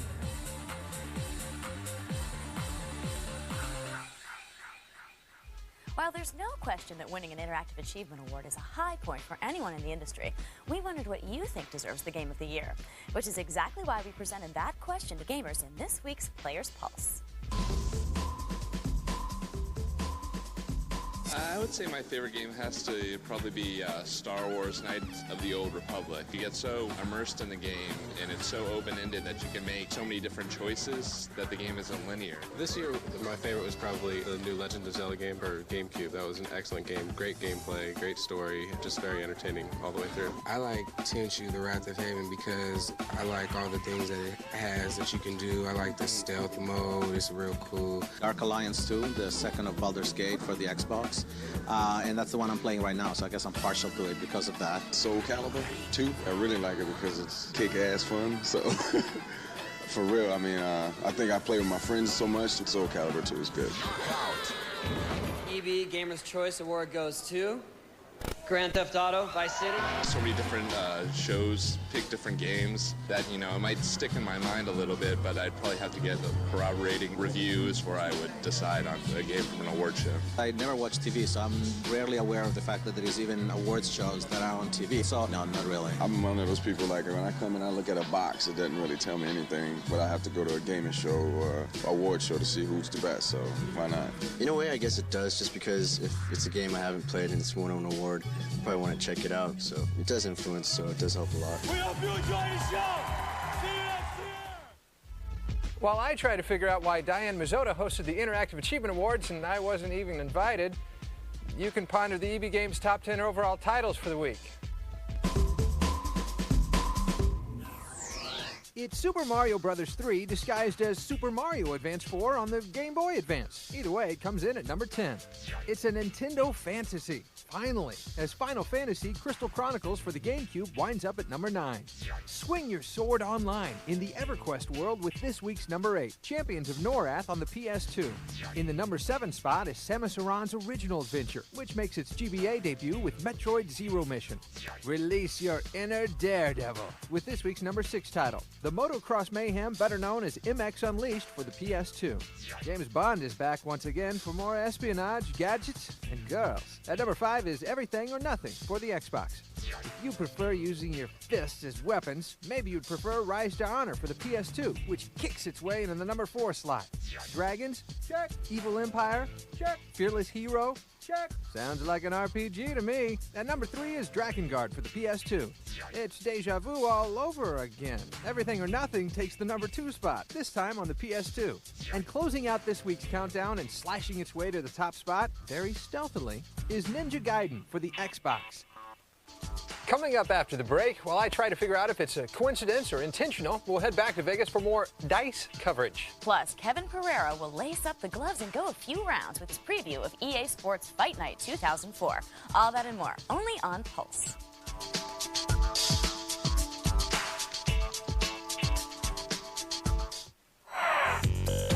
Check out G4TV.com on our new time, Sunday at 10, where we're going to be talking about gaming addiction. And don't forget to watch G4TV.retro every day at 4.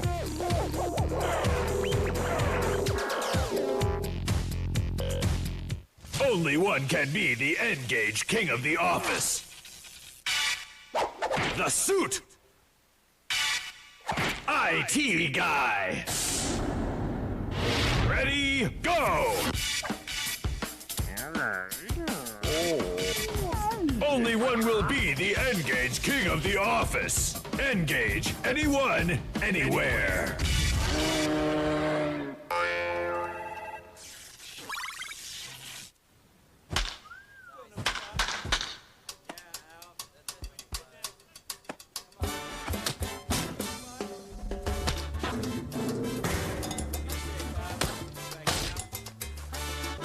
He can't hit anything.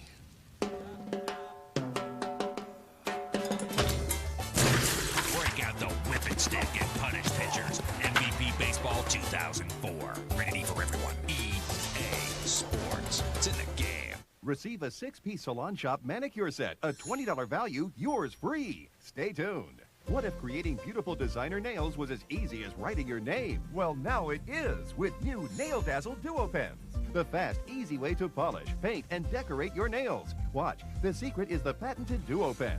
Unscrew the top and use the brush to polish and paint your nails. Replace the top and pull off the cap and use the Micro Pen to create your very own custom fashion designs. Create fabulous French manicure designs, elegant designs, or funky designs that will get you noticed.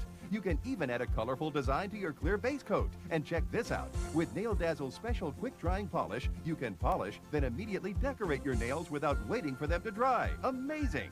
It's easy to create thousands of different designs. If you can write your name, you can create beautiful designs just like they do at salons. And here's the best part. With Nail Dazzle's unique Duo Pens, you can instantly change designs. The possibilities are endless. Why pay up to $60 to have your nails done at a salon or spend a fortune on all those different polishes? Order the complete Nail Dazzle Duo Pen Kit that includes 5 salon quality colors and this design idea book for just $19.95.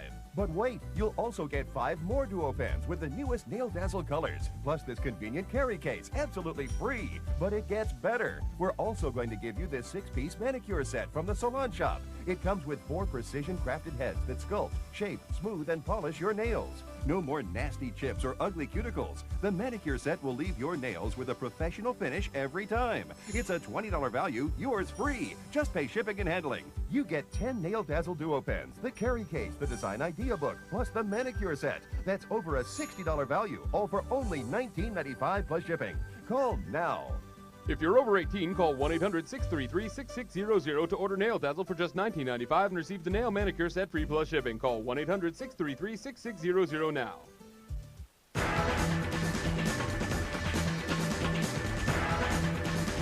Ninja Gaiden has been well received by critics and consumers alike since it was released in the US earlier this month. With its stunning visual presentation and graphic ninja-style violence, it looks poised to be one of the top titles of the year. But it's a different story in Europe, as some of the aforementioned ninja-style violence is being removed before the game's release. One feature in particular, the ability to decapitate enemies in one fell swoop, won't be present when the game is released in Europe. The change will keep the game from getting the European equivalent of an M rating. It's reported that this was a mutual decision made by Microsoft and Tecmo in order to make the title more sales-friendly. Gamers have been frothing at the mouth for Doom 3 for close to 3 years. And with the PC version's release supposedly just a month away, the anticipation is reaching a fevered pitch. But it's an Xbox exclusive feature that's generating excitement right now. The Xbox version's developer, Vicarious Visions, recently revealed that Space Marines won't have to go it alone.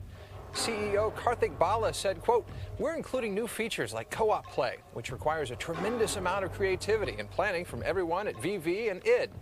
You may remember that Halo offered a similar gameplay mode when it was released, although it took considerably more effort from the user to get it to work." While Xbox fans started checking their internet connections and planning vacations around the release of Doom 3, Nintendo was busy downplaying the importance of online gaming. Perrin Kaplan, Nintendo's Executive VP of Corporate Affairs, had this to say on the subject at the DICE Summit. I think from where we stand, it looks to us like it's still going to be something that's fairly niche for some time. We just have a philosophical difference in also charging people to play. It's just something that, as a company, we're not comfortable with. The wireless that is with Pokemon in Japan that's just launched has done exceedingly well, and I think some of our interest lies in building community that way. So you may see more of that effort than you would with the traditional online, if there is such a thing as traditional online. Nintendo may not be interested in online games, but it is definitely concerned with the health of gamers. That's because a family in Louisiana has sued Nintendo for failing to properly follow federal consumer protection laws after their son suffered a seizure while playing a Nintendo game. The family actually filed 2 lawsuits, one for personal injury and the other for the violation of federal consumer protection laws. The personal injury suit was settled for an undisclosed sum, but the federal case is ongoing. Testimony will be finished by the end of this month, and the parties will have 45 days to file their arguments. We'll be sure to follow the story and keep you updated. The video game market is saturated with racing games, so trying to create a game that's unique is quite a challenge. But Acclaim thinks it has a racer that's going to throttle the genre into the future with Juiced, which is this week's first look.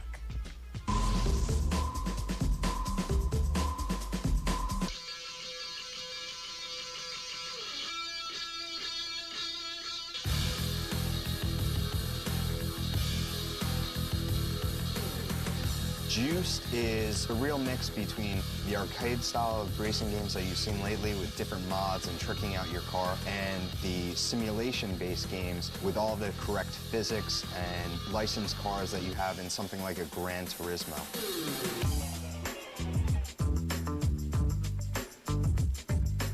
You have 3 basic styles of paint you can put on your car. Every different hue that there is, you choose a base, then you can put a different metallic on top of that. Then you can put a different pearlescent on top of that. So when you go online with your car, the possibility of somebody else having the same exact color is pretty much slim to none. We have over 200 manufacturers for licensed parts in the game, and they all have their authentic parts in the game, which is great because you can really make the car you made in the game in real life, but it's going to cost you a lot more than $49.99. You earn respect throughout Juiced a couple of different ways. It's by winning races. It's by winning races with style. If you want to drift around corners, pull 360s, do 180s, boomerangs are really cool, where you flip the car one way and flip it right back the other way. You know, that's how you get your respect points, because people look at you and are like, damn, he can't only win races, but he makes you look like a fool while you're doing it. I mean, that's the essence of Juiced. It's really punking people out and showing them you're the best racer on the street. Juiced will be out in fall 2004 in time for the holidays on PS2, Xbox, and PC, all with online capabilities.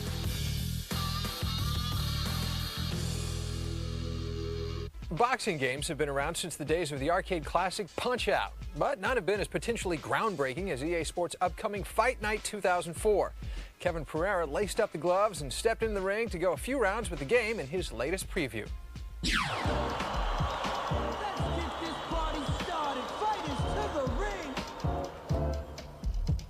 Since 1998, gamers have been exchanging blows thanks to Electronic Arts and the Knockout Kings franchise. But this year, EA has thrown in the towel on their old ways, and they're about to release a whole new contender. Ladies and gentlemen, boys and girls, entering the ring March 23rd for both the PlayStation 2 and Xbox consoles, featuring 8 electrifying venues, 30-plus boxers, an expanded career mode, and total punch control, the punishing polycarbonate disc of destruction, Fight Night 2004! Now, before you discount this game because it's just another boxing title, well, hear me out. This is not a mindless button masher or a cel-shaded child's plaything.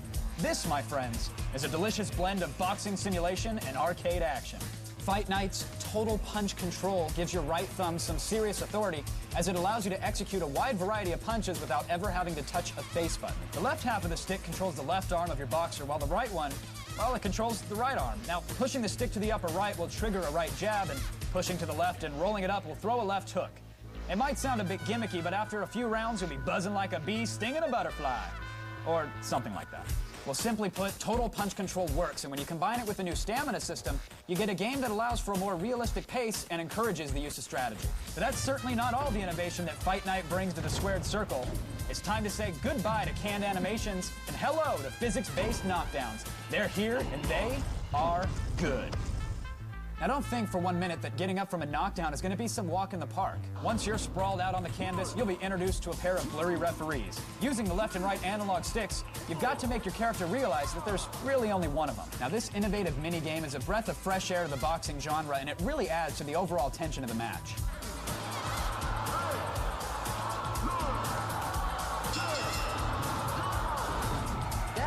was a deadly knockout.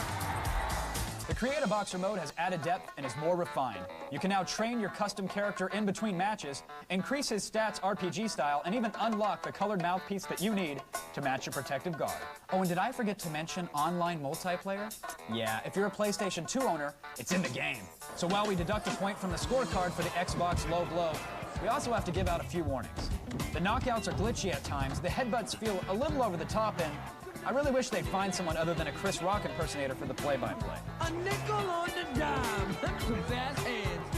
Now these are the type of nitpicks that can easily be ironed out by the time this bad boy ships. Overall, Fight Night 2004 clearly deserves the name change, as it one-ups its forefathers in every way imaginable. The player models and texture work are top-notch. The level of customization is ridiculous, and the new physics system provides a brutal sense of force behind each blow. Now this just could be the title that does for boxing what Madden did for football, but we'll have to wait and see when Fight Night 2004 enters the retail ring on March 23rd. Ladies and gentlemen, this fight is over.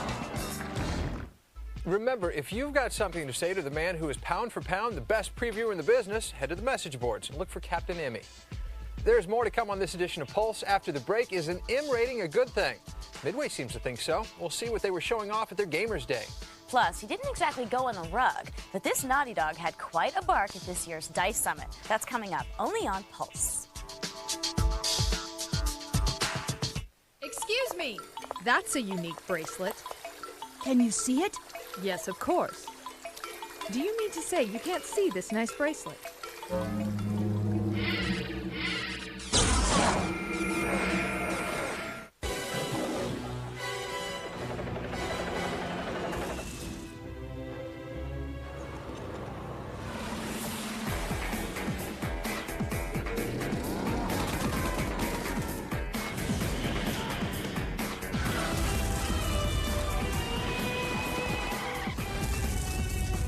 Hollywood blockbuster, 007, Everything or Nothing. Rated T for Teen. EA Games. Challenge everything. No one knows winter like Peekaboo Street. Well, leave it.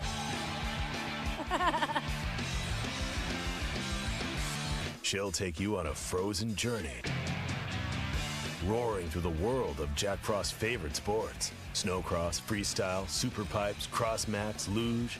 If it's cold, wet, and white, Peekaboo's on it. Get in the zone. Peekaboo Street Snow Zone, Thursday at 9 p.m. on OLA. Out you go. Check this out. This is what we do for a living. We're video game designers. And we're game programmers. With the training offered at Collins College, you can learn to design, code, and test games like this. And this. Game design is a growing career. For a brochure on a career in game design, call Collins College at 1-888-256-1200 now. That's 1-888-256-1200. Call Collins College now.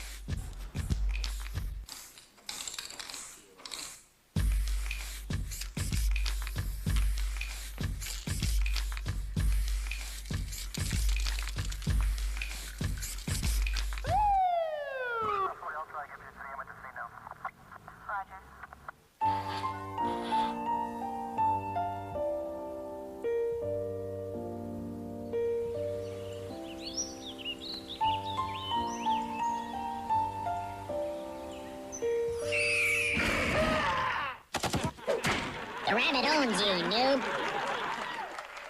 Finally, Destructo is now complete. Destructo, come to me. Entering attack mode. Attack mode? Attack mode. No, attack Destructo. mode. No. Attack mode. Hold. Attack mode. No, Destructo, attack hold. mode. Attack mode.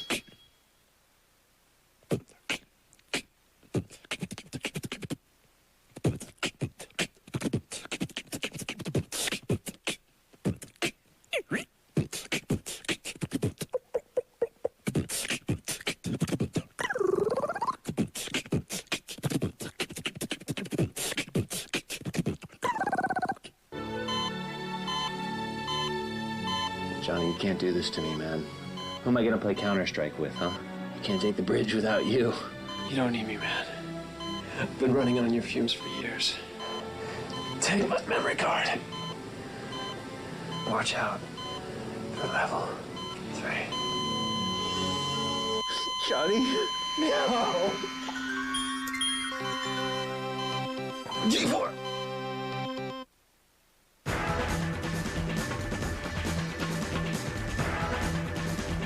While Nintendo has recently reported a big jump in GameCube sales, several publishers have expressed concern over the financial viability of supporting it. And rumors are circulating that Midway has decided to stop supporting the GameCube with all of its future titles. But according to Midway PR manager Natalie Saltzman, this is not the case. She said that, quote, "We're still evaluating our products and will publish on GameCube where it makes sense." So Nintendo fans will still be able to get their NFL Blitz Pro fix, but Salzman confirmed that the next installment in the Mortal Kombat series will not make its way to Nintendo's console. This news comes as a major blow to GameCubers, or is it a fatality? Midway is best known for its arcade-style games, from over-the-top sports to the aforementioned Mortal Kombat series. But in a move to broaden its appeal, the company is branching out into more immersive titles. One such game is PsyOps, and we got a chance to get a closer look. Okay, he's no Boy Scout, but Nick Scryer is MindGate's best.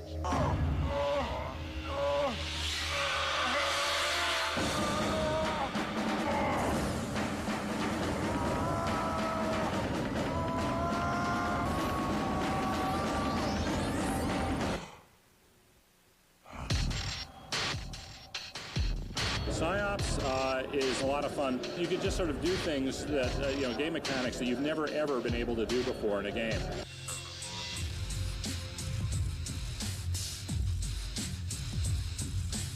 The coolest things about the game is that we combine a pretty new and innovative game feature into a genre that's getting a bit tired. So the ability of adding traditional weapons and the psionic powers, it's a great combination. It gives you a familiarity of weapons, but these cool new powers to use on all the different enemies. We have a number of psi powers. A really popular one is telekinesis. It allows you to pick up objects or people and throw them around and bash them. So when you throw an object like an explosive barrel or something, it reacts very realistically. You throw that into a group of enemies, it'll blow up and they'll all fly in the air in ragdoll physics. We also have another psychic power called pyrokinesis, where you can throw walls of flame and light things on fire. And if you had, say, a series of flammable objects next to each other, if you light one of them, it'll slowly light all the others on fire. The fire will actually propagate through them. We have Mind Drain. This is actually how you replenish your psychic powers. You can Mind Drain a dead person and get some psychic power back, or you can Mind Drain a live person and get a lot more psychic power, but it's harder to do because it's a stealth kill. We have remote viewing, where you actually go out of body and you can go and look into other areas, like, say, a closed door. You can go to the door and look at what's in that next room. You can see if there's an ambush or a trap. Another power that we have is called Mind Control.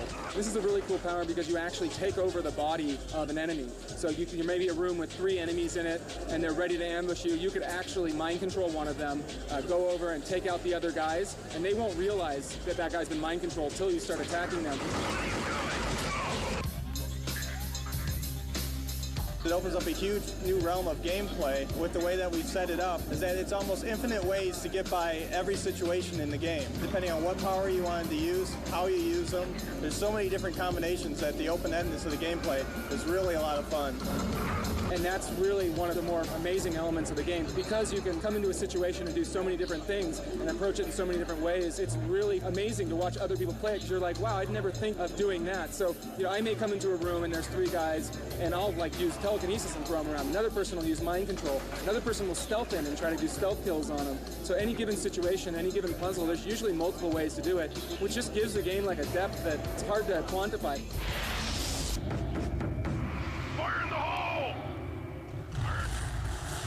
Because one of the issues in designing the game that what you could do is just so incredibly powerful that coming up with level designs that didn't let you just sort of walk through and just flat all the enemies against the wall. I mean, it was a real challenge. There were a lot of new game design problems to solve for that game. It was very exciting.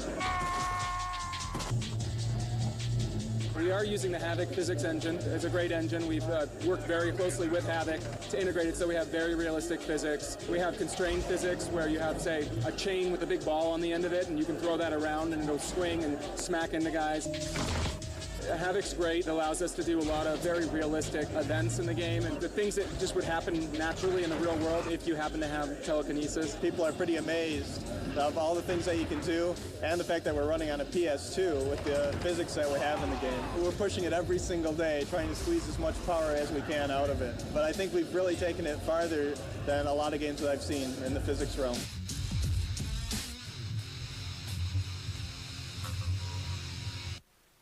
PsyOps is just the tip of the iceberg in Midway's stable of upcoming titles.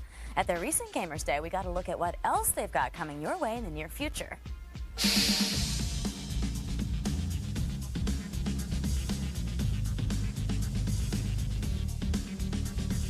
We're at Midway's Gamers Day, where we show all our products that are coming up for 2004. Give a chance for the press to play all the games a little more in depth and without all the distractions that you have at an E3 show.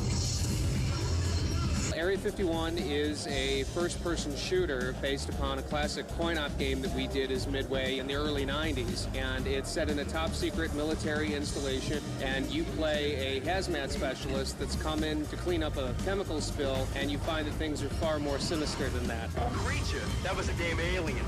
But what I'm excited about most is really being able to synthesize the immersive storytelling type gameplay with the real hardcore fragfest moments. The real challenge is fulfilling the expectations of the imagination of the consumer, because when people think of Area 51, they have a lot of things that pop into their head, and we've really had a lot of fun fulfilling what we think is a collective fantasy on the part of everyone. And the engine that's being used for Area 51 is totally proprietary to Midway. All of our physics are proprietary, full real-time physics, and we think we're doing things on the PS2 that nobody's really done before, and the net result is, we think, to be one of the most innovative first-person shooters in the marketplace. The Suffering really for us is a very sort of immersive action horror game. So what I think we're doing with this game is sort of evolving the traditional survival horror and putting sort of American action slant on it. One of the most compelling parts about the game is the moral choice system that we have in the game. We wanted to sort of give the player the choice in his actions in terms of, are you going to kill a guard or are you going to work with a guard? And those sort of moral choices affect the outcome of the game. And some of the cool features that we've added to support high-end home entertainment systems are progressive scan and widescreen for HDTV on the Xbox, and then surround sound. One of probably the coolest things I think in the game is the sound. We put actually a spline on some of our sounds that will spin around the character and hence spin around your speaker system, and some really creepy sounds that if you're playing in the dark, it scare the living bejesus out of you. The Suffering.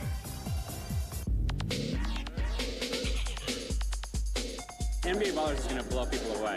Right from the beginning on this game, people were skeptical. One-on-one, Mark, what are you thinking? What are you going to do? How are you going to overcome the lack of passing and this and that? So it's been a long haul and a tough nut to crack, but we totally nailed it. The thing that everybody is going to hit on with this game is that the graphics are stunning. The player models, their faces, the textures are just so far superior to any other sports game, basketball, football, no matter what. And it's clearly because we were able to focus just on 1, 2, or 3 guys on the screen at once. So our performance is really pumped up on a per-player basis. The Octopull is great. Basically, it's kind of like a throw move in Mortal Kombat. You get a hold of the guy, you throw him out of the way. And so sometimes it's between the legs, sometimes it's the ball around the back, sometimes it's kicking the ball between his legs, and it really kind of insults your opponent. It makes him feel like a fool.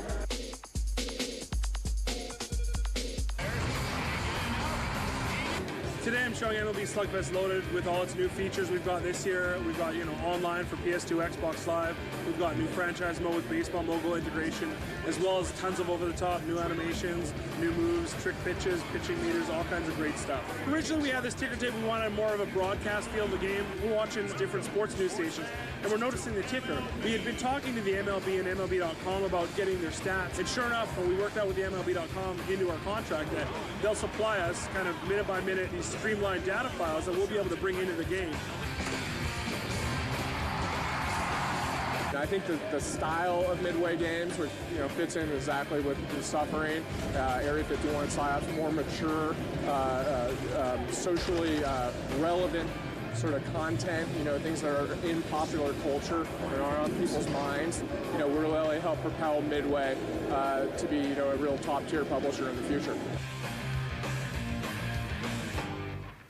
Coming up after the break, we've got more DICE coverage from Las Vegas, including some big names on the next big thing. Plus, Sammy Studios is bringing a classic Japanese movie to the PlayStation 2. We'll check out 7 Samurai 20XX. All that and more, only on Pulse.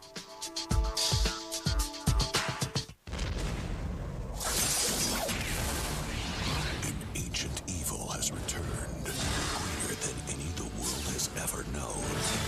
60 years ago, I tried to destroy the world. They're back. Now, one secret government agency. Welcome to the Bureau for Paranormal Research and Defense. Has been called upon. Hellboy. To stand against them. There are things that go bump in the night. And we are the ones who bump back. Are you gonna be okay? How big can it be?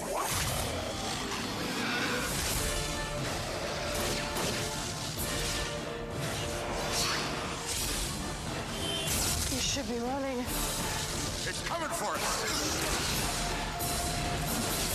Hellboy. Skip to the end, will you? How do I kill it? Rated PG-13. Opens April 2nd.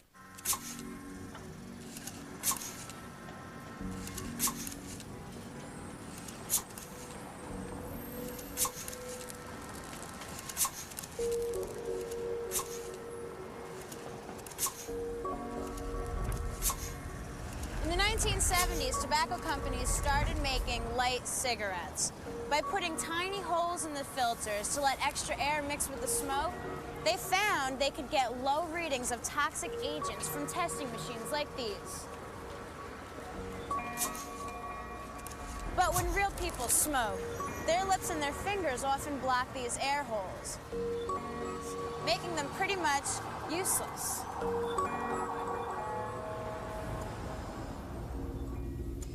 I thought light cigarettes were less dangerous. Then I got lung cancer, and it wasn't the light kind. Ted? Barbara? Something's missing. Missing? In the bedroom? In the where?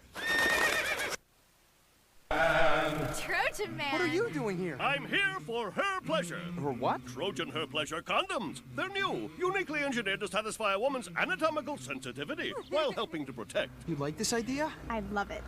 I'm there. New from America's most trusted condom, Trojan Her Pleasure. The pleasure she wants, the protection they trust. My job is done here. But I pierce my brain.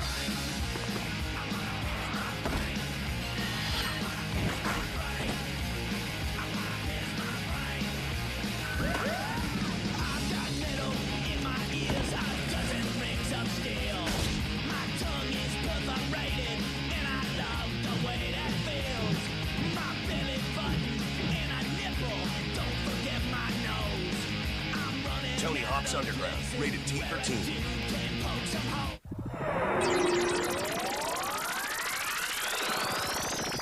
This week on Expansion Pack, Arena presents America's Army. That's all coming up, and it's right here. Sunday at 7 p.m.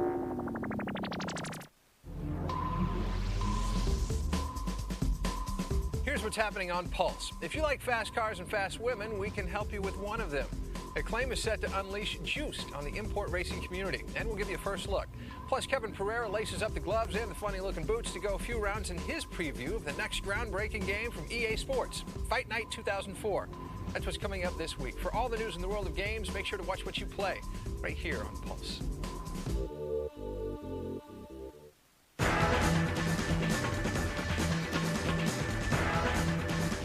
The DICE Summit may be more low-key than, say, E3, but it's no less important. It's rare that you get so many industry leaders at one event. So we took full advantage of the situation and talked to several of them to get their take on the state of the industry.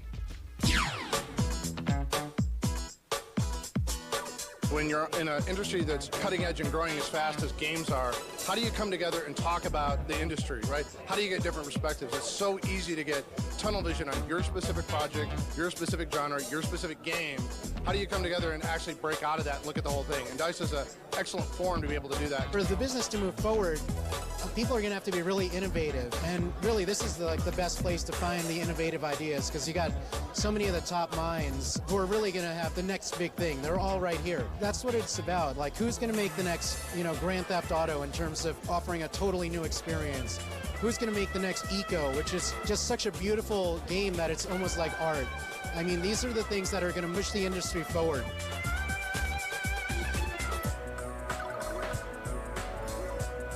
Innovation is one of those things that if the public wants it, the games that have innovation will sell. Grand Theft Auto, extraordinarily innovative, great game, it's sold. And there are some games that come out that are innovative that don't sell. Eco came out recently, it was a PlayStation 2 game. But I think, overall, great games rise to the top, innovative or not, and, whatever the public wants, they'll buy.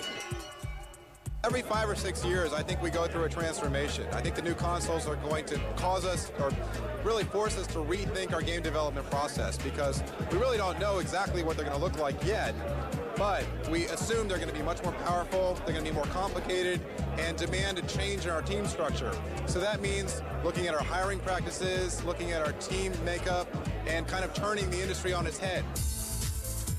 How do you create new intellectual properties? How do you create new great games, but also cut through the shelf when you're up against titles that are demanding the airwaves, like Lord of the Rings? And the publishers have every right to be concerned and pushing that creative front and being the first out of the gate, but it has to happen because the medium's too important, and there's too many creative people in the medium.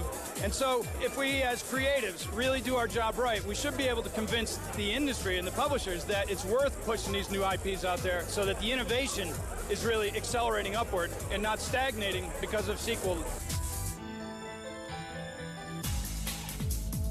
It's harder and harder to innovate. It's harder and harder to take the leap of faith because, we've just seen this progression where production values are very high, expectations are very high, the rewards are very high, but God, are you willing to step up to the plate and take a swing?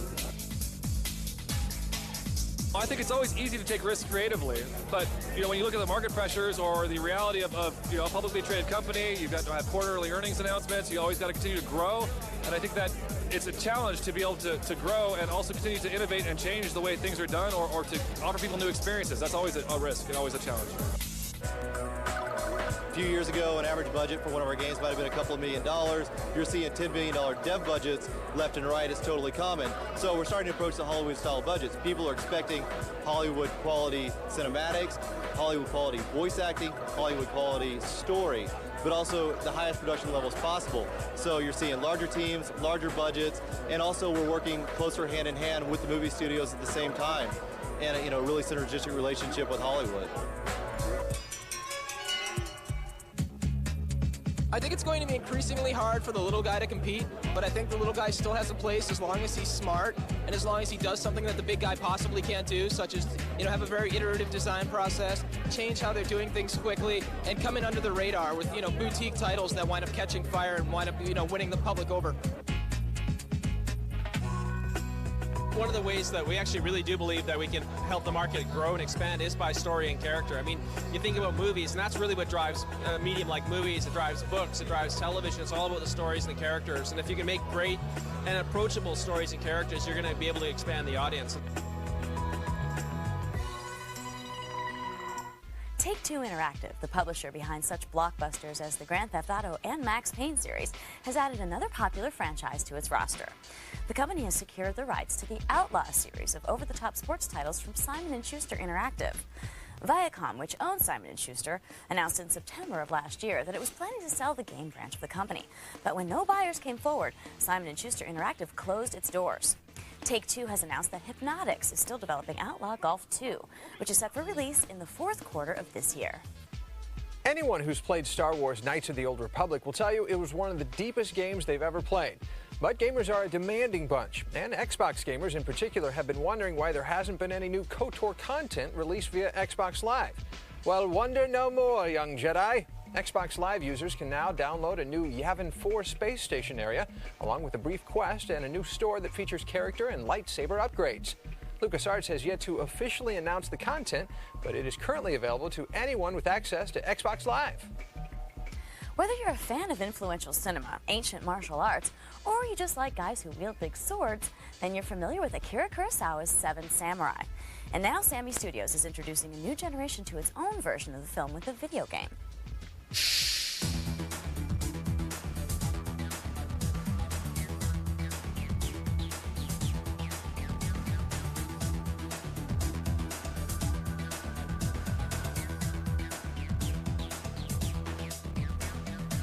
This is Seven Samurai 20XX. It's basically a futuristic reinterpretation of Akira Kurosawa's masterpiece, Seven Samurai.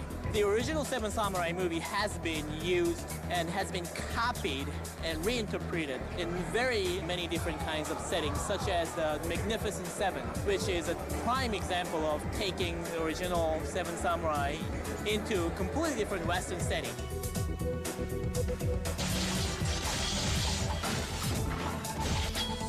We wanted to expand the imagination that is somehow limited in the original movie, but we wanted to take in a futuristic setting, so that's why we decided to go for it. You will assume a role of Nato, and he is basically Ronin, samurai traveling through different futuristic cities. And similar to the original movie, he is hired to protect this particular village of humans, which is under attack by an army of vicious cyborgs called the humanoids. And in this futuristic world, humans are no longer a majority. They're the minorities that are hunted down by these machines. And he quickly realizes that he will not be able to even have a chance to defend them because of the sheer size of the army that he has to fight against.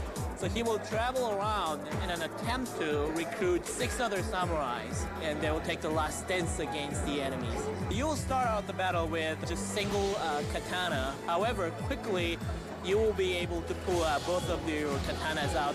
And once you pull that out, the game will completely change. The pace of action will dramatically increase. The particle effects and explosions will instantly transform the game. When your character's strength improves stage after stage, you will eventually be able to pull out over 15 very powerful, devastating attack combos.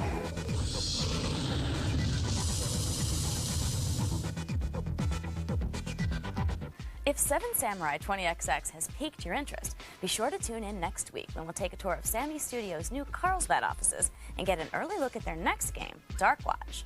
There's still even more to come on this edition of Pulse. After the break, we've got the details on how Eidos found a new way to make even more money from the Hitman series. Plus, we'll talk to Jason Rubin about what he said and why he said it at this year's DICE Summit. All that and more only on Pulse.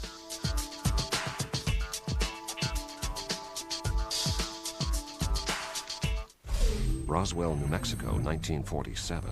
UFO wreckage is discovered and seized by military personnel. It is speculated that the alien technology recovered has been applied to modern-day innovations. To this day, the government denies any existence of alien technology.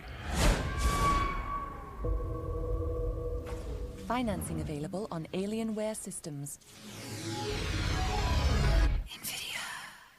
Rated E for everyone. At Rainbow Studios, we wanted even the most dangerous stuff to look realistic. So we brought in our intern, Toby. Are you ready?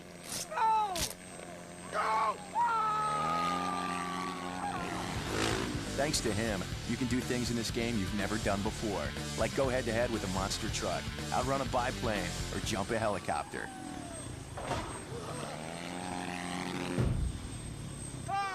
You're the man, Toby. You're the man. MX Unleashed.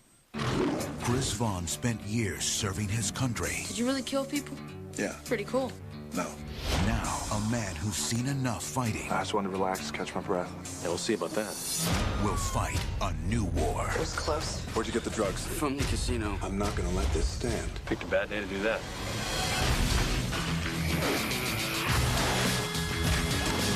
The Rock. Walking Tall. Rated PG-13. Starts April 2nd. Ever wondered what it's really like to be a soldier? What do you got? I have a sit rep from Alpha Company. BT, ready to be verified. Verified. Put yourself in the picture with this free video. You'll see over 200 great jobs in the Army and over 180 in the Army Reserve. You'll also see what skills you learn, how you can earn money for college, even what soldiers do in their free time. Call 1-800-984-ARMY now and get this free t-shirt and your free video. Put yourself in the picture and see what it's really like to become an Army of One. There's so many cool things going on at the G4 booth this year, but one of the coolest things is they're giving out free tattoos. Not little fake tattoos that you put on with water. The real deal. Needle and ink going in your skin. One thing is, it's got to have the G4 logo in it. It shows dedication, that's for sure. Just like that. Nah. I'm a little nervous. Yeah, it's first time. Oh, wow. The pain purifies.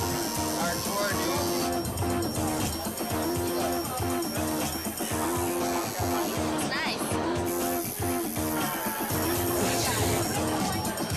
My devotion to video games. Yeah. They were like free tattoos, and I was like, well, that sounds good.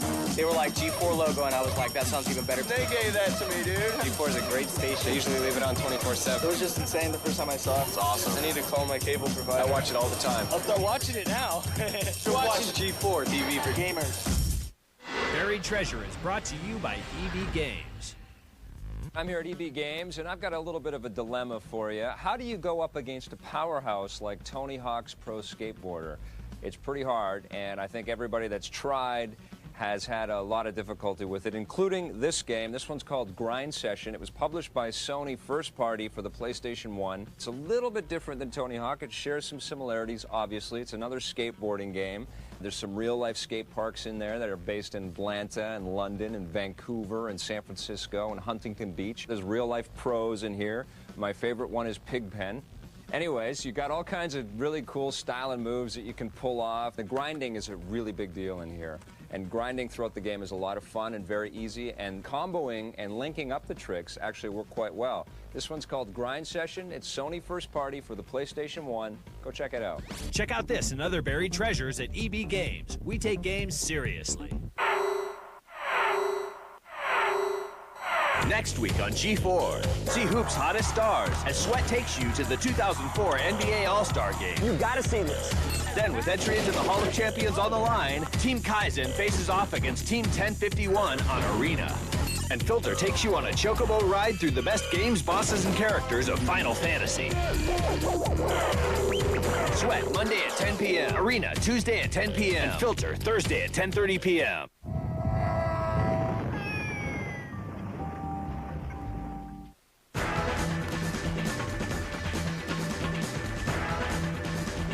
Eidos is probably best known as the publisher of the Tomb Raider series, but the company has had several other successful franchises from Gex to Deus Ex.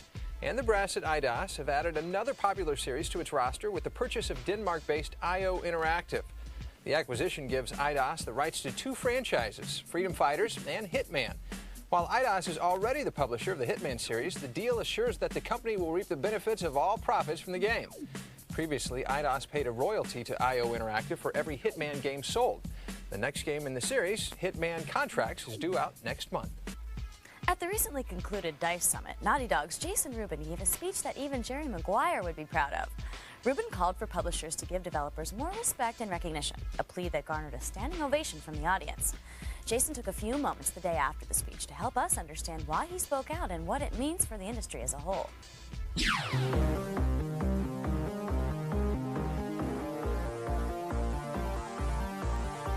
We're here at DICE, which is a show that the Academy of Interactive Arts and Sciences throws. The charter of the Academy is to elevate the art form of making games. So I took that very literally and looked at the industry and looked at where game developers are. And what I realized is that although most people know who makes the movie they watch or who writes the book they read, they generally don't know who makes video games. And I think that this is a tragedy in our industry. And I think that it's about time that the public, that the gamer, gets an idea of who's behind the product they're making. Gamers are getting ripped off by inexplicable broken brand promises. If you don't tell them that Crash Bandicoot was done and created by Naughty Dog, and you don't put that out there, when the brand changes, they're caught blindsided. The single biggest factor in whether or not a gamer's going to like the game or not is who put it together. It's the artist that put it together that's going to make a difference. And that's what my talk was about. The publishers are not interested in putting the game director personalities forward because they feel that that's a threat to their brand. It's obvious why in our industry, the PR and marketing department try to separate themselves out and they try to go directly to celebrities in Hollywood. It keeps them in charge. It keeps the power with them. Which brings me to Tara Reid.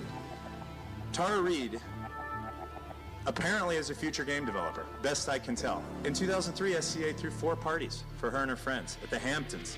PS2 second anniversary, which, I don't know, I sold a lot of games. I didn't even know it existed until afterwards. We got one catch-all party at E3.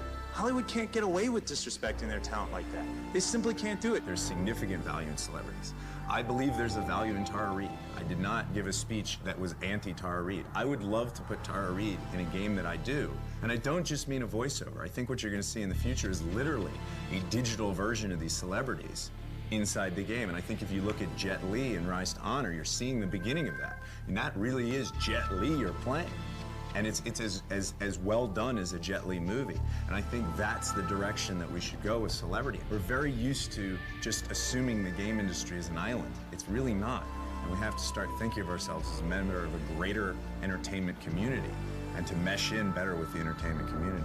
We got to accept the fact that this is going to be a riskier industry in the future, and we got to accept the fact that we are going to need to take more of the Hollywood model. Agents are an opportunity for us, and that agent is in the business of helping. And when an agent goes into a publisher and he says, you know, on behalf of my client, I have to say, we're going to have to get our names on the back of the box because my clients understand they're the best, they have value, and they need to get that out there. Why does it matter if I don't get invited to a party? Why does all of this matter? I mean, does it really matter if we got our name on the box? Well, Kojima did.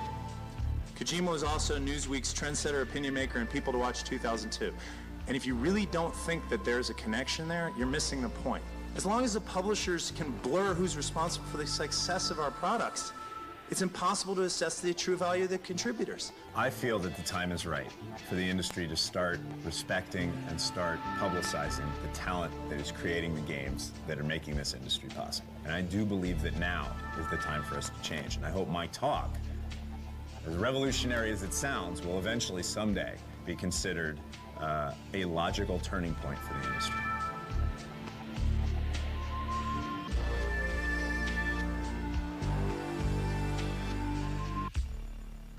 In game announcements, Digital Extremes has officially announced Pariah for the Xbox and PC.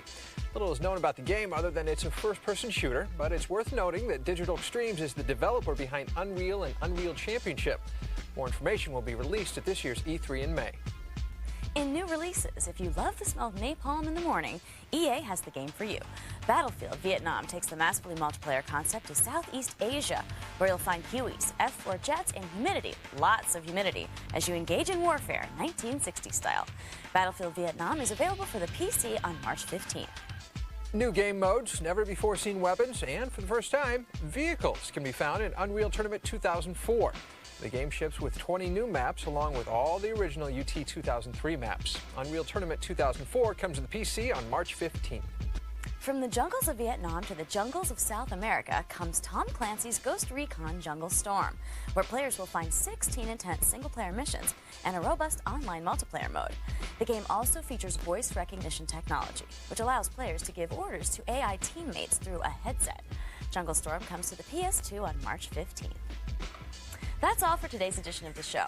We want to hear what you've got to say, so remember to log on to our website at g4tv.com/pulse and send us an email or post your thoughts under the Pulse is Listening thread on the message boards. Before we head out today, we'd like to extend our congratulations to a certain senior console editor of a major gaming website who was so inspired by Jason Rubin's speech at DICE that he went out and got married before leaving Las Vegas. Congratulations, Raymond, and best of luck. For Patrick Clark, I'm Ronnie Lynn Riley. We'll see you next week on Pulse.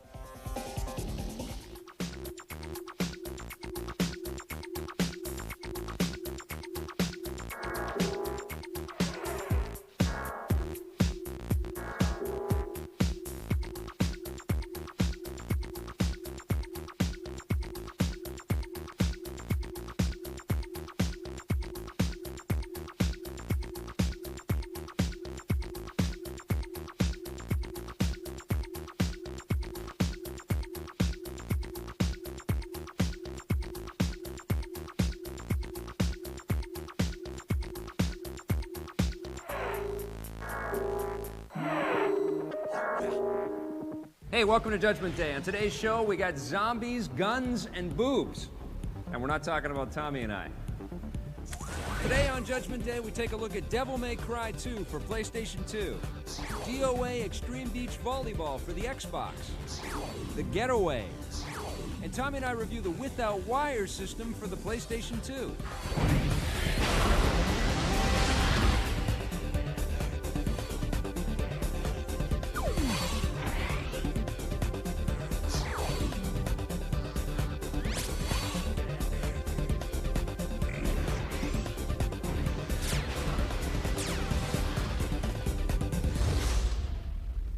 All right, first game we're going to talk about is Devil May Cry 2 from Capcom for PlayStation 2. Dante is back. That's right. Now, this is one of my most anticipated games of 2003. That's right. And I got to say that I am pleasantly surprised and very impressed, and I find this game to be quite entertaining. We're talking about 2 DVDs for this masterpiece. It isn't just Dante this time. It's 2 characters that you get to play. You get to play as Lucia, who is this female demon slayer, and she's got her own set of moves. This time we find Dante in more of a city. It's a more of an open environment as opposed to the enclosed sort of castle areas that we saw in the first game. And I think it brings in a few problems, actually. Yeah, it does. The camera angles almost seem a little too close, and it's hard sometimes to get a feeling of all of the enemies around you. I think the cameras were better in the first Devil May Cry. Yeah. You always mention how you hate brown games. Lots of brown in this game. This is the epitome of brown. Most of the really fun bits of Devil May Cry 2 have to do with the character Dante himself. I mean, the animations are insane. He's got new ones now. He can run up sides of walls and do these flipping moves and keep shooting at the same time. And again, the great thing I loved about Devil May Cry, the first one, was that you didn't have to learn all these weird combos and all this. It just kind of does it for you, and they've carried that over into this one, except 10 times more animations. He's pretty tough, you know? I mean, he's a pretty powerful character, and I find that it's almost a little bit too easy this time to just wail on all the bad guys. I mean, I was 6, 7 levels into the game, and I was plowing through. Yeah. You can upgrade swords and your guns this time, which is cool. There's lots of different amulets. You always go around collecting But you cool don't need things. to, because your character's so tough already, you can kill everybody with just your handguns. Ah, but you could kill them in such pleasant ways. That now. is cool. Different ways. It is cool. The stylish kills. The storyline was nowhere near as rich as the first one. The cinematics are still cool, Yep. but really, I was kind of lost. Capcom, if you were listening, Dante definitely needs his own movie. He's And one of a toy. And a toy. He's one of the coolest characters ever to come out in the video game world.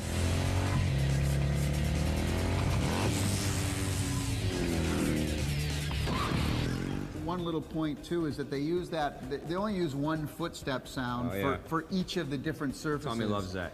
It's one of my 10 commandments that they break. Invisible walls galore in this game too. Hey, last one I gave a 9.5 to. This one I'm going to get a 9. It's still very exciting to play. I love this game. It doesn't deserve that high score. I'm going to give it a 7.5. Oh, it's fun. Come on now. Fans this are going is to love Devil it. May Cry 2, my But friend. they could have done a lot more. On the positive side, Dante has amazing flips and moves and tons of action in this game. This game comes packed on 2 DVDs, and you can even play and control another character. And as far as cool goes, Dante is right up there with Vic. Well, thanks, buddy. On the negative side, although the world is a lot larger and there's more to explore, that also brings in a lot more camera problems. Oh, and 1 footstep sound for each surface and invisible walls. All right, so that was the gun portion of the show. Now let's talk about the boobs. All right. We're going to talk about Dead or Alive Extreme Beach Volleyball from Tecmo for the Xbox. What'd you think of this one? Let me just say that the opening cinematic in this game is one of the best opening cinematics ever of all time in any video game. We're talking tons of hot cinematic computer-generated babes lounging around, feeding each other fruit. Oh my God, sensory overload. Maybe there's a reason I've got my eyes on you. There you go like a movie star. How I wonder who you are. Listen, it has elements of The Sims and Pokemon and Animal Crossing, right, all mixed in. You know what it is? This beach volleyball game. It's a vacation, is what this game is. You got to take all that sort of urgency and all this sort of desire to go in and kill zombies that you might have in there. Throw all that stuff away. This game is all about relaxation. You're going to hang out by the pool. You're going to do some little hopping games over the pool. You're going to play some roulette. You might go play some poker. Well, here's the thing. You might just go hang out on the beach for a little while and get a tan. And let me tell you, the camera angles just do these slow pans as the girls are just tanning themselves. And the greatest thing about it, though, is that you can take the trigger and the analog stick and zoom in wherever you want to zoom. It's a place called Zach's Island, okay? Now, right. Zach is played by the Worm. Dennis Rodman is right. actually the character's voice in this thing. What's that? Check it out. That is my island. Now, at the beginning, you choose your character. Now, this is the most important thing that you'll have to do in this game, right. So choose wisely. Take a lot of time. Take about 50 or 60 minutes like I did and peruse through all the lovely, luscious women that the game has to offer. It's all about earning money. You understand what I'm right. saying here? Because the more money you earn, the skimpier the bathing suits and bikinis that you can buy for your women. Now, right. check this out. Speaking of Bing, you have to make friends throughout this game. Yeah, this you is do. The whole idea of the game is that you're paired up with another hot You can't babe. play beach volleyball alone, so you have to make friends with the other girls that are on the island. And the way you do that is you make gifts and you give them gifts, or you play well, because they won't pair up with you no matter how many gifts you buy and try to give to people. If you are a lousy volleyball player, they'll just ignore you. They don't want you. And let me tell you something, these girls can be nasty if they want to be, Oh, boy. yeah. They'll give you the cold shoulder in a second. と思えばこれあげるわあら悪いわねもらっておくわ They do throw the casino in there. Yeah. It takes too long playing the tables and doing all the different things that you can do to earn the real money. Well, that's the They way to have to earn do money that. is the volleyball. And you can also make the money by doing the little hopping game, which is absolutely fun. The one knock I'd have against the game is it would have been nice if you could do a lot more things on the island. Absolutely. It's very unique. It's very special. I don't think it's going to be everyone's cup of tea, but it's definitely worth the rental. If you're male, it is. I think it starts to get a little creepy just ogling these women over and over again, especially because they're not real, you know. Oh, don't say that. They're not real women. No, baloney. I'm giving it a 9. I'm going to give it an 8 out of 10. On the positive side, this is a completely new and unique gaming experience. Not only is the volleyball action fun, but all of the other mini games are actually entertaining as well. But the real focus of this game is very beautiful, computer animated, computer graphic women. On the negative side, this is a TNA volleyball game, and you may be embarrassed playing it when you have friends over. We wish that the island could have been a little bit bigger with a few more mini games and other activities. And the game is all about collecting and earning money, but the only way to really earn money is through volleyball. It just takes too long any other way. When we come back, we're going to learn a few new swear words from The Getaway. Stick around. Well, maybe you will. Hey, check out g4tv.com at our new time, Sunday at 10, where we're going to be talking about gaming addiction. And don't forget to watch g4tv.retro every day at 4.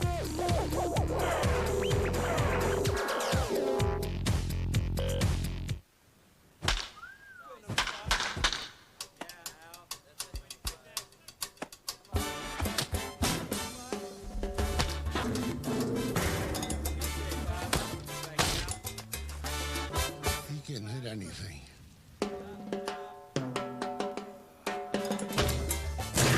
Break out the whipping stick and punish pitchers. MVP Baseball 2004. Ready for everyone. EA Sports. It's in the game.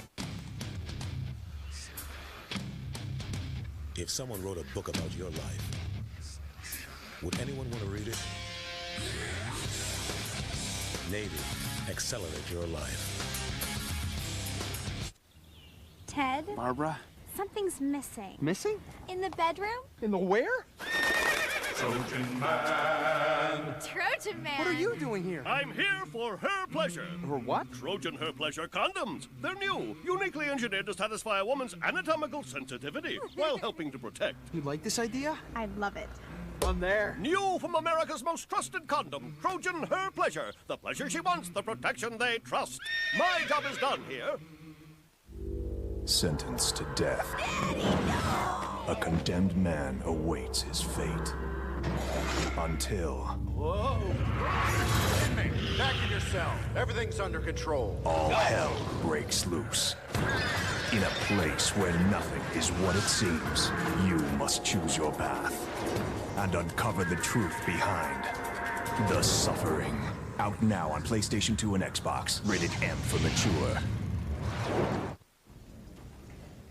New juicy fruit graper melon. Cool. Wait, what are you doing, man? Gotta have Twisted Sweet. Mine. Gotta have new Juicy Fruit, Graper Melon, and Strappleberry.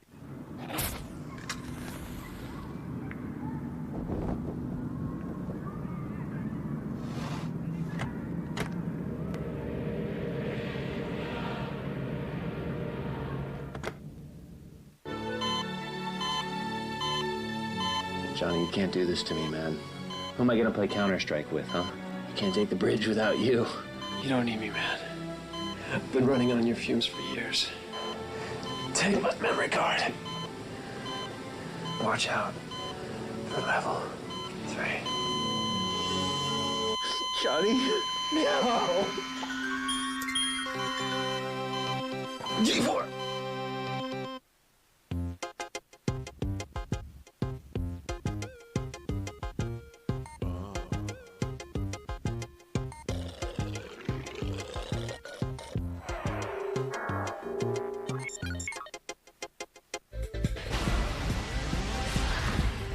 Sometimes the best games are games that borrow heavily from previous classics. And the reason why I bring this up is because I'm playing a brand new Game Boy Advance game called Carnage Rally, and it reminds me a lot of some previous racing games. But the first thing I got to do here is comment on why they spell Carnage with a K-A-R-N-A-A-J.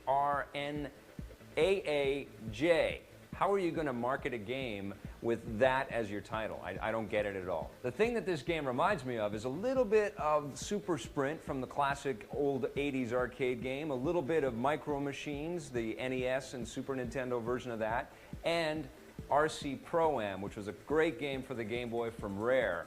You've got 3 opponents that are all trying to beat you off to the side of the edge of the track or knock you into the water or, you know, just do some damage to you some way. You've also got rockets and mines that you can shoot at your opponents, which is really fun. There's 3D polygon objects overhead that actually pass in the foreground, so it really gives you that illusion of 3D space. There's snow levels. There's sort of prehistoric Jurassic Park type levels. There's racetrack levels, which look like 3D Super Sprint, which is really cool. The cars get more advanced as you progress through the game. And of course, you can power them up with the rockets and the mines. You can also add armor, add more power to your engines, add more grip to your tires. You can place bets on your races, so if you win, you can earn more money and use that to spend on your vehicles. Yes, it's derivative, but I had a ton of fun with Carnage Rally. It's just too bad about that name. Pick it up. 8.5 out of 10.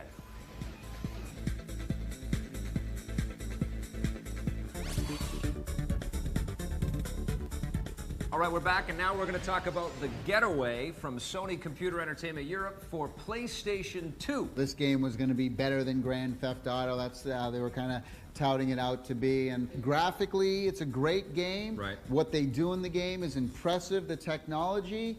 But as far as the fun factor goes, there's so many little things that make it so frustrating and hard to play that it was really a major disappointment. I agree with you that the game is littered with problems and it's very frustrating and there's lots of issues that come up while playing the game. We can't forget what an amazing, ambitious project this is. These guys have really gone out of their way to build a fully fleshed out interactive film that doesn't feel exactly like any other video game out there. I mean, even Grand Theft Auto, as much of a free-form entertainment as it is, it didn't really hold together as much of a story completely as untrue. this game does. You want to see your kid alive?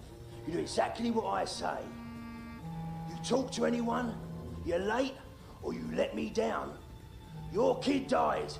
Do I make myself clear? Crystal. They wanted this to be completely realistic. Right. So they do not give you any kind of on-screen map ever. Right. This is the biggest problem with the game. No cursor, no health bar. By doing that, they're completely taking away all of the fun I disagree factor with that. and all of the thing, I and they make disagree. it frustrating. I disagree For with that. example, the only way you know how to get someplace is if your blinker's going on. I think that's great. And it's ridiculous because most of the time you come to a T in the end of the road, Right. and it won't tell you to turn left or right. You have to get lost first and then put you back on track. That's fine. The targeting is not fine. The way the car controls is absolutely ridiculous. It's way too touchy. It's touchy. It makes the game completely unfun. You're going over the top on it. It is It's not not completely going over the unfun. top. It's touchy. No. You can still play the game. Throughout the game, you end up teaming up with this woman, Yasmin. Now, her main objective, okay, is to shoot and defend everything for you. And you're always getting chased by the cops. What's one more suicide mission? I'm gonna do it, but not for him. I'm gonna need the money so me and Alex can blow town. And I can pay you back. You're trying to get from point A to point B, and your car gets smashed up. You need her to get out of the car and get into another car. And this happened to me 1,000,000 times.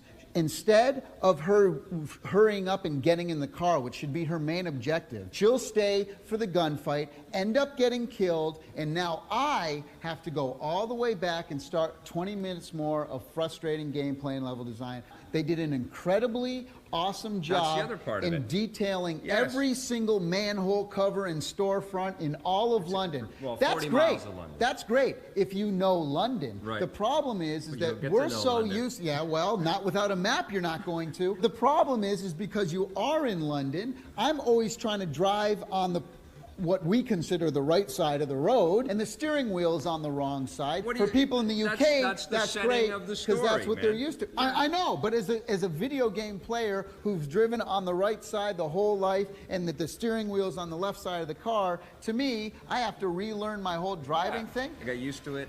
I enjoyed this game. 7.5 out of 10. I'm giving it a 6.5. On the positive side, you've got 40 square miles of London to explore. The graphics and sound effects are unbelievable in this game. And this is some of the best voice acting you're going to find in video games today. On the negative side, the steering wheel's on the wrong side, and you have to drive on the left side of the road. The driving controls are really, really touchy. And finally, overall, this game is near impossible, very difficult to play. This week, we're taking a look at a different kind of wireless setup for the PlayStation 2. This one's from Cytec. They call it the WOW system. WOW! Which means without wires. It's got a transmitter and a receiver, and you actually plug your regular PlayStation 2 controllers into the transmitter, and you can move that little transmitter anywhere you want to around the room. It's not really wireless. No. You still have a wire on your controller. It's kind of like a virtual extension cord for each of Okay, your controllers. but why wouldn't you just pay the $2 or the $8, whatever it is, to just buy an extension cord? Inside each of those components is a little battery pack, and they give you 4 rechargeable batteries. You need batteries to operate the transmitter part. The other cool thing that this thing has is a pass-through. You can actually stick in another controller or a multi-tap or whatever, It's supposed to give you flawless RF, like no interference, no problems, no worries. You got 30-foot radius. I had problems. I plugged in my Wavebird first time, plugged everything in, and it worked perfectly. It is now the controller I use for my GameCube. I want the same thing for the PlayStation 2, so I cannot recommend the SciTech Wow. Me either. On the positive side, this is a very unique product offered by SciTech. It has rechargeable batteries, which is very nice, and it has a pass-through feature, so you can hardwire a DVD remote or a controller right to the PlayStation 2. On the negative side, even though this is a wireless unit, you're still going to have wires connecting your controller to the device. We found that there were some RF interference and lag problems when we were playing. For the price, it makes a lot more sense to just go out and get a cable extension. Stick around. When we come back, we're going to be taking a look at a couple of new, old Resident Evil games for the GameCube.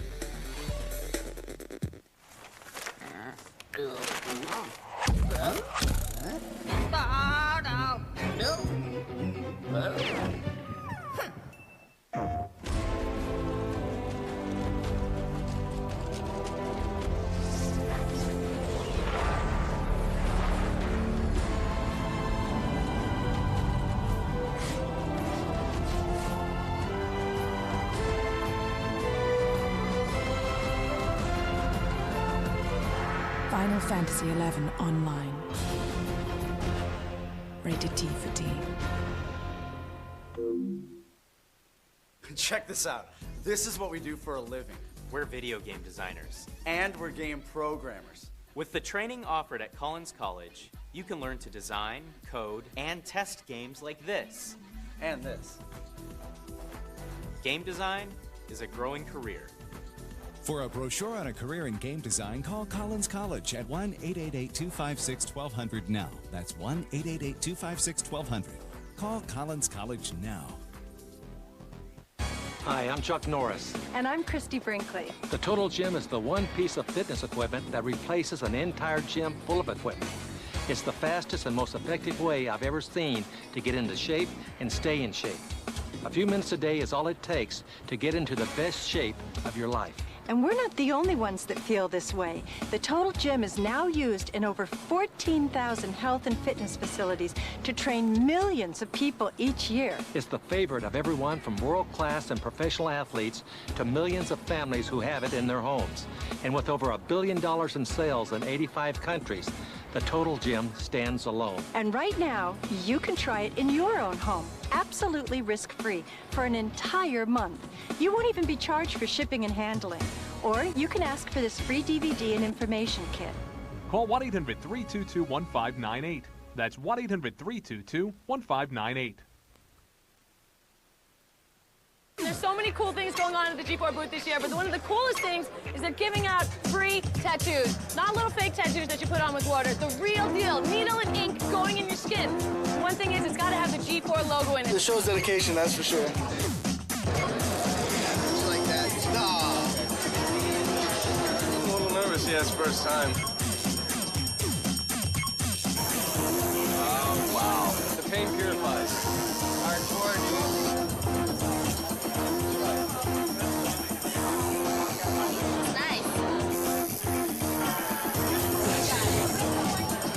My devotion to video games. Yeah. They were like free tattoos, and I was like, well, that sounds good. They were like G4 logo, and I was like, that sounds even better. They gave that to me, dude. G4 is a great station. They usually leave it on 24/7. It was just insane the first time I saw it. It's awesome. I need to call my cable provider. I watch it all the time. I'll start watching it now. So watch G4 TV for gamers. Next week on G4, see Hoop's hottest stars as Sweat takes you to the 2004 NBA All-Star Game. You gotta see this. Then, with entry into the Hall of Champions on the line, Team Kaizen faces off against Team 1051 on Arena. And Filter takes you on a chocobo ride through the best games, bosses, and characters of Final Fantasy. Sweat, Monday at 10 p.m. Arena, Tuesday at 10 p.m. And Filter, Thursday at 10:30 p.m.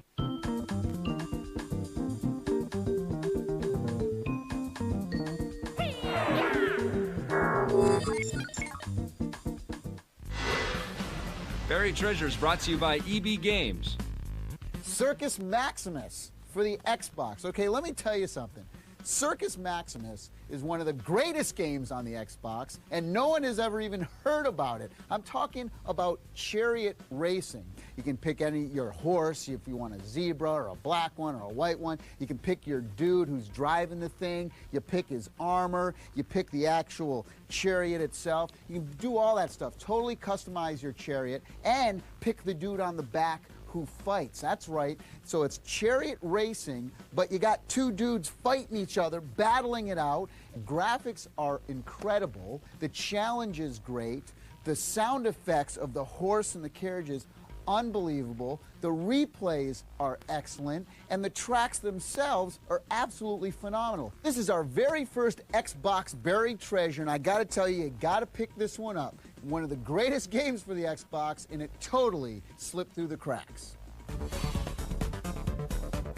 Now we're going to talk about two GameCube games from Capcom. This is Resident Evil 2 and Resident Evil 3 Nemesis. When they first announced these games that Capcom was putting out, I assumed that they were going to come out with Resident Evil 2 and Resident Evil 3 and do what they did to the first Resident Evil, which give it all updated graphics and add bits and pieces. I'm thinking, well, that's the only normal thing to do, correct? That's correct, and that's why we're reviewing these games for you guys. Now, the truth is that Resident Evil 2 and Resident Evil 3 for the GameCube are exactly the same game that gamers got to play a few years ago on the PlayStation 1 and Dreamcast. That wouldn't be such a problem, especially for fans of the series, because they want to be able to complete their collection for the GameCube. It's the first time that all these games are available for the GameCube, so that's kind of cool.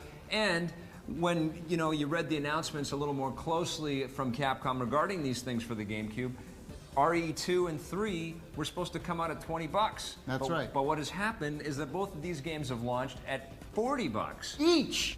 Why isn't someone doing something about this? Well, what is stopping anyone from going out and buying Resident Evil 2 or 3 on the PlayStation for like under $10? Why would somebody pay $40 for something they can get in the bargain bin or eBay for $5? Well, that's the thing. They could have easily fit both of these games, 2 and 3. As a matter of fact, they could have put 1, 2, and 3 if they're going to do all the original games on one disc. No problem. Sell that for $20 or $30. Maybe then we could forget about all the shortcomings. Hey, let's face it, when Resident Evil 2 and 3 came out originally, they were awesome. The graphics were great. That was 5 years ago. What was that? What are these things? All right, that's far enough. This is a great sort of time capsule to look back on and say, oh man, we used to think these were the best you could get. It ain't true anymore. I mean, the graphics are pretty blocky. The characters in both games look really sort of blocky. The guns and arms and fingers and stuff like that lack the detail. Even if you're not going to update the graphics, the GameCube's capable of doing Dolby Pro Logic 2. At least put the sound. Nothing, no difference. All the exact same thing. They didn't give us an extra anything. You do get the arrange mode that was on the Dreamcast version of RE2, and that's kind of cool because you get to start the game off with a machine gun and start taking out zombies that way. This is for RE fanatics and completists only. Who have never played those games previously and who've only owned Nintendos so that they never got a chance to play these games. We're not saying these are bad games, it's just a bad deal. I'm going to give these games 5 out of 10. I'm giving it a 2.5 because I don't know why anyone in their right mind would go out and buy these games. There's no reason to do it. On the positive side, both games are good Resident Evil games and fans will enjoy them quite a bit. And although the graphics look pretty bad in both games, the audio still stands up pretty well. On the negative side, one game is 5 years old, one game is 3 years old, but they're charging a full pop of $40 each game. Capcom should have added some extras or put in something new like they did with the first original Resident Evil game. Today on Judgment Day, Tommy and I reviewed Devil May Cry 2 for the PlayStation 2. This time the levels are bigger and you get 2 characters to play, but the game still has camera problems. On the Xbox, we looked at DOA Extreme Beach Volleyball. This game's got beautiful graphics and it's actually a lot of fun to play, but you'll definitely want to turn it off when your mom comes over. Also on the PlayStation 2, we looked at The Getaway. This is an ambitious, stylish, and beautiful game, but it's got serious control problems. On the GameCube, we looked at Resident Evil 2 and Resident Evil 3 Nemesis. Now, you may want to add these to your Resident Evil collection, but be warned, Capcom didn't add any extras, and they're charging you pretty much full price for them. In hardware, Tommy and I looked at Cytek's without wires wireless system for the PlayStation 2. This is a very innovative idea, but you actually still have wires, and you know what? It's not really worth the trouble. On the Game Boy Advance, I looked at Carnage Rally. This is a sweet combat racing game. You should check this one out. Well, that's it for this show. We'll see you guys next time on Judgment Day. Tell you what, we should send the JD Mafia down to Capcom, tell them a thing or two. We'll get Bubbly Moose, Don Fubar. Thing is, though, is that you have to go in and you have to figure out what girls like which certain things. And talking about colors, animals, maybe flowers and things like that. Because once you figure out... This is the game that Tommy wanted Animal Crossing to be. Exactly! Exactly what I'm talking about. This is Animal Crossing for me, okay? Animal Crossing for adults. Yes!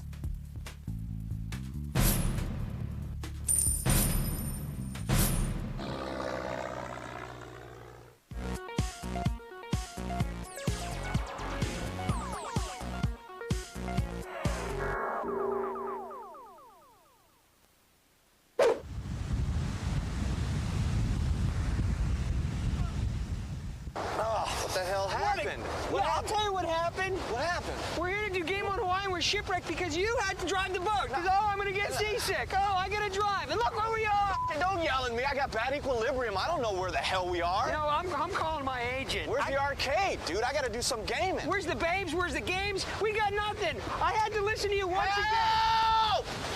Oh, I got to drive the boat. I got to drive the boat because my equilibrium's bad. That's it. Bad equilibrium. It's not my fault. I'm calling my agent. You're calling your agent now? You're an idiot. Yeah, I can't work with you. You're an idiot. You're all Hollywood, dude. I get no reception. I need 2,500 points and I'll be the king of Dance Dance Evolution. Let's do this. You got no chance, chump. You got to press start. You know how it works. You freaking moron. What start? There's no electricity. Don't be an idiot. Press start. I'm not playing. Just press it. Okay. Pick a song. Oh, dude, the same song every freaking time. Oh, pick fine. a character. I want to be the girl. I always want to be. You always have to be the girl. I want to be the girl. Dude, you are acting like a girl. Now, come on. Okay, here goes. Dude, that one was good. Don't be an idiot. Good. Somebody didn't eat lunch Perfect. today? Yes, I did. I had a lovely algae casserole, you idiot, and some mollusk soup. You're moving as fast as that dead seagull. Shut up! It's missing. Not a miss. That was good. Perfect. You failed. You're an idiot. Where did you go? BS. Get back here.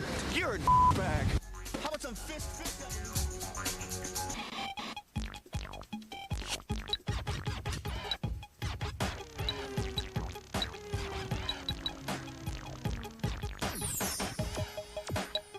Game On, brought to you by EB Games.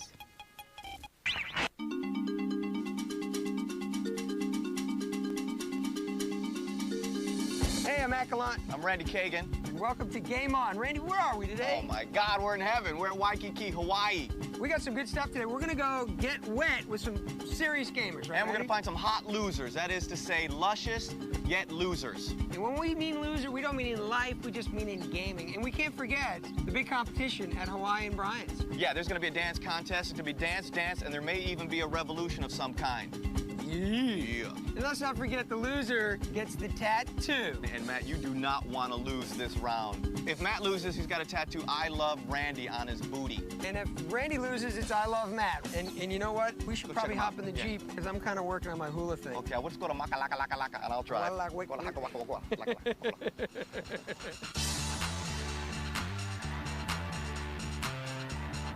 So yeah, we're looking for this place supposed to have the raddest surf wherever. It's called Pacific Blue, and it's called Blue Planet. It's called Blue Planet. It's right here, bro. Unbelievable. Take a ride, Blue this Planet. This dude's supposed to be the raddest, like Rad Central. Hey, we got our gear. Let's roll. Well, we made it, Randy. Sea Life Park here in Hawaii. Beautiful, right next to the ocean. Sea Life next to the ocean. You can save the $30 and look left, or you go in here and they got the baddest gamers known to man. We're going inside. It's gonna get a little wet, Randy, so we're gonna change into our trunks, our suits, and let's go. Get some surf gear because it's gonna get watery, man.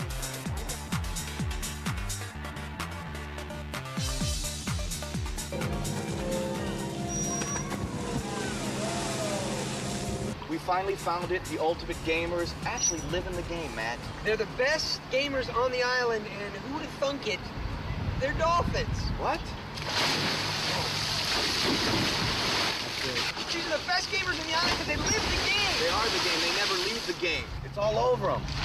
I'm with my player, Kikayo Malo. I got Kaleo right here. She's an unbelievable gal. I think I'm in love. We're about to go head-to-head. We're going to be playing Echo the Dolphin from PlayStation 2. Right. And these guys are dolphins, Right. so... They're a shoo-in. They're bound to know what's going on. Naturals. Come on, Kaleo. You know what Daddy likes. Oh, yeah, see? She's... Oh, I think...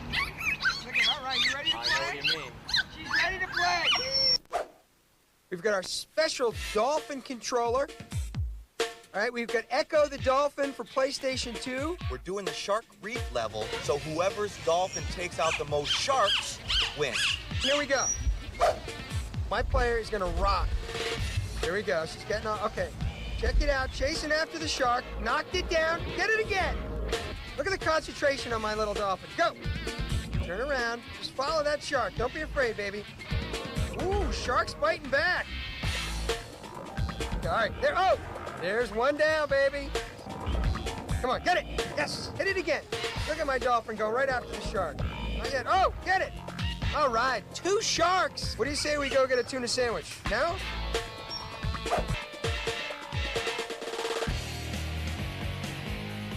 All right, Matt's dolphin got 2 sharks. Now it's time to see how my girl Kaleo can do. Just rammed a shark. Does not care that that shark actually eats meat. You know what? I'd rather co-host with Echo. I'm gonna talk to my boss. Oh, nice job, Echo. Smash the shark. Oh, hit him in the gills. Sweet. He flipped him 3 times. Nice. Nice. He's doing some tricks. He's celebrating the victory. Okay, Echo, focus. Focus. Now get back under there and kick some booty. Way to go, Echo. Kick some shark booty. Oh, Echo. Echo, you just got rammed by a shark.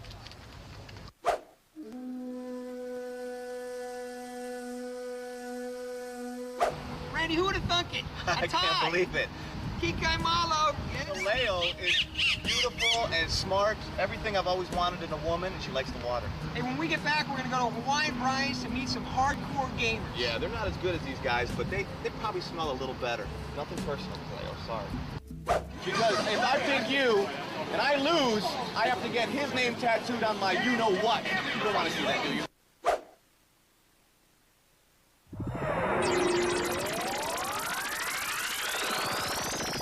This week on Expansion Pack, Arena presents America's Army.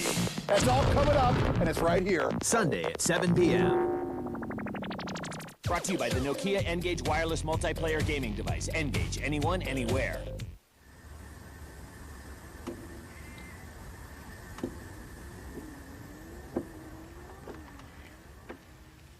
Are you ready to prove who's the best? Join the ultimate mobile gaming community in the N-Gage Arena. With the exclusive Shadow Racing feature, wirelessly download your opponent's fastest lap, beat their time, and show the world who's #1. Take on the world in the N-Gage Arena now. Rated T for teen.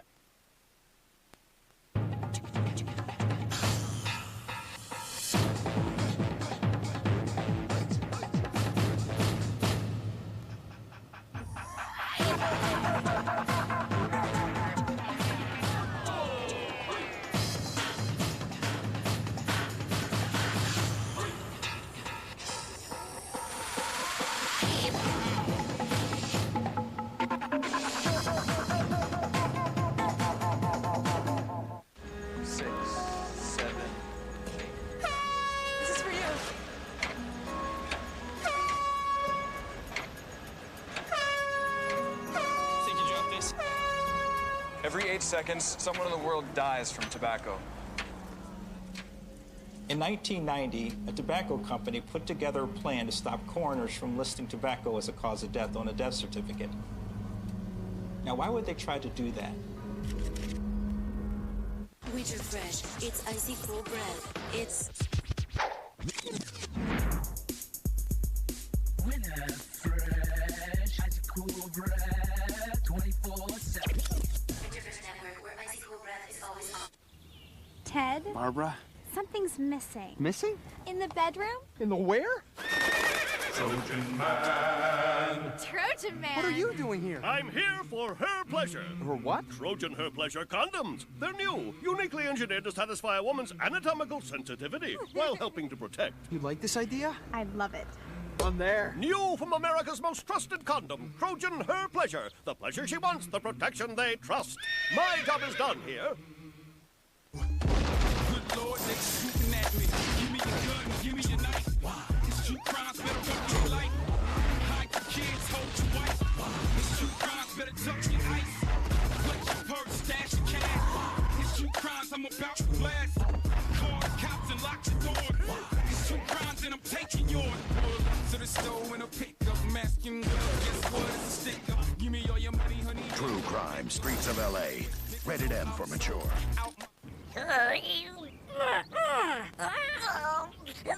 That's it. Lip to the right. Oh! Oops. Here's what's happening on Pulse. If you like fast cars and fast women, we can help you with one of them. Acclaim is set to unleash Juiced on the import racing community, and we'll give you a first look. Plus, Kevin Pereira laces up the gloves and the funny-looking boots to go a few rounds in his preview of the next groundbreaking game from EA Sports, Fight Night 2004. That's what's coming up this week. For all the news in the world of games, make sure to watch what you play right here on Pulse.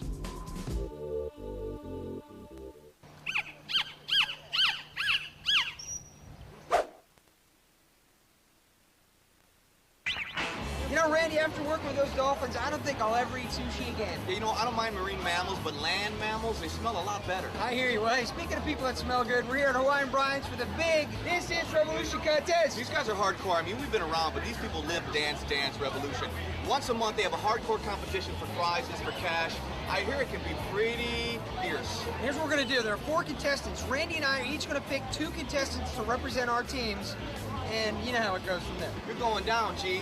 Hey, let's meet our contestants, shall we? See what they're all about.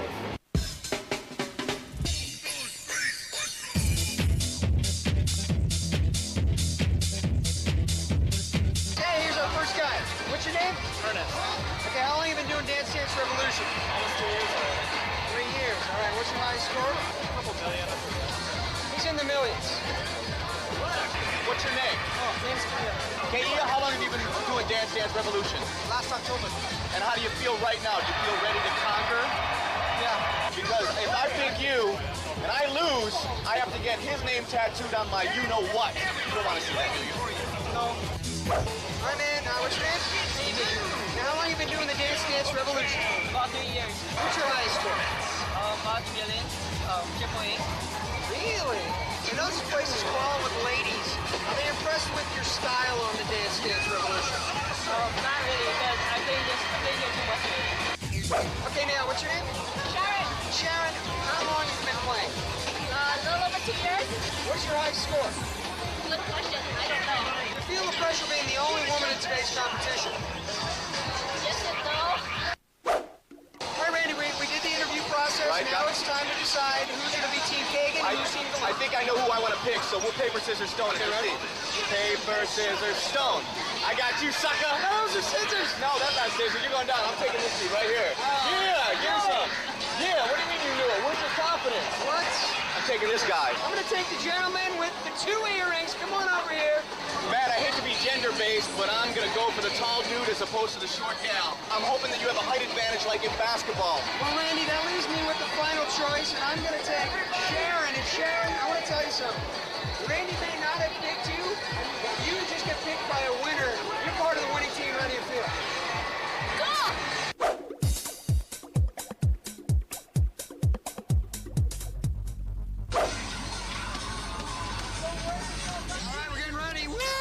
Anticipation's building. It's David. What he lacks in height, he has in confidence, Matt. Here we go. Any kid, you know what I'm saying? Don't underestimate him. Right away, confidence and rhythm. Wow. I like it.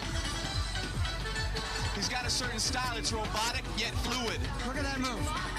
Nice move. I like the spin move, Matt. Oh. He's got some flavor. I like to see your boy do that. Another spin move. See that?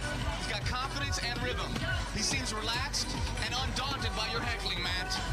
Oh, perfect. perfect. Even the machine itself just told him he's got nice steps and good moves. Look at that hop, skip, and a jump. At Hawaiian Prize, they take this game very seriously. We've not seen this before, Matt. Show him some love, ladies and gentlemen. Show him some love. Way to go, David. How'd you feel out there? Hired. Hired? Yep. I thought you had some confidence, you had some flavor. I like your spin move. What do you call that? My little remix. It's called a little remix. Way to go. Matt, I think your representative is up next. All right, Sharon, I think you're coming up next. Now, I was talking to the judges. They said that David was a little too old school, too jerky. They saw nothing new. That gives us an in. I think we're in the lead. Oh, that's good. All right, get out there and win one for the Gipper. Go, baby, go! Give it your best shot! So, look at, here we go.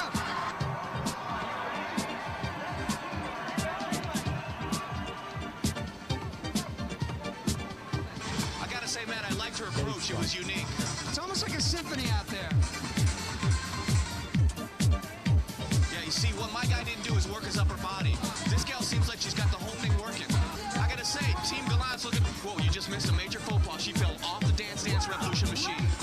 Oh, wait a minute. I heard the machine go, oh, did you see that? She's got some flavor, Matt. I have to say, it's not looking good for Team Kagan right now. You're a bad man, Matt. A bad man. And that's why you have the restraining order, but let's not go into it. She lost her glasses. What a She finish. lost her glasses. Oh, Sharon, come on over You're here. being biased. That's not fair. Let me tell you something. That was commitment I've never seen before in Dance Dance Revolution. Dropping to your knees, wasn't that painful? Yeah. You did it for the team, didn't you? Uh-huh. What did you think about her dropping to her knees and risking the kneecaps just for the competition? That's pretty brave. That's hard. That's commitment there. That's putting your whole body into the game. I hope she gets credit for that. Are you trying to sweet talk points off of me? All right, let's get back to Randy. I saw that, Matt, and that talk don't get any sweeter. DDR, let's max! That's my boy K.E. Well, there he goes. Look at that. Whoa. Little Mike Tyson move. Nice job. If I didn't know better, I would swear I was looking at Michael Jackson in his earlier days. Look at that. Nice. I gotta say, he's smooth. He uses arms and his legs. That's unique, but it's Matt. He belongs on Team Kagan. Nice. Nice job. Team Kagan in the he-house. Way to go, Kea. You know what? I wasn't really happy with my first contestant, but I really think Kea might have brought me over the edge. We'll see. Look, he's ready to go. Here he comes. Your boy is confident. I gotta say, he's got that Fu Manchu mustache, but looks can be deceiving.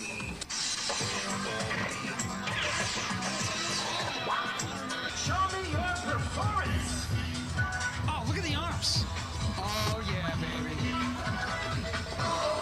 Look at the arms.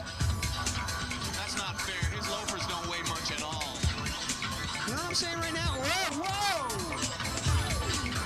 How do you spell winner? Ernest?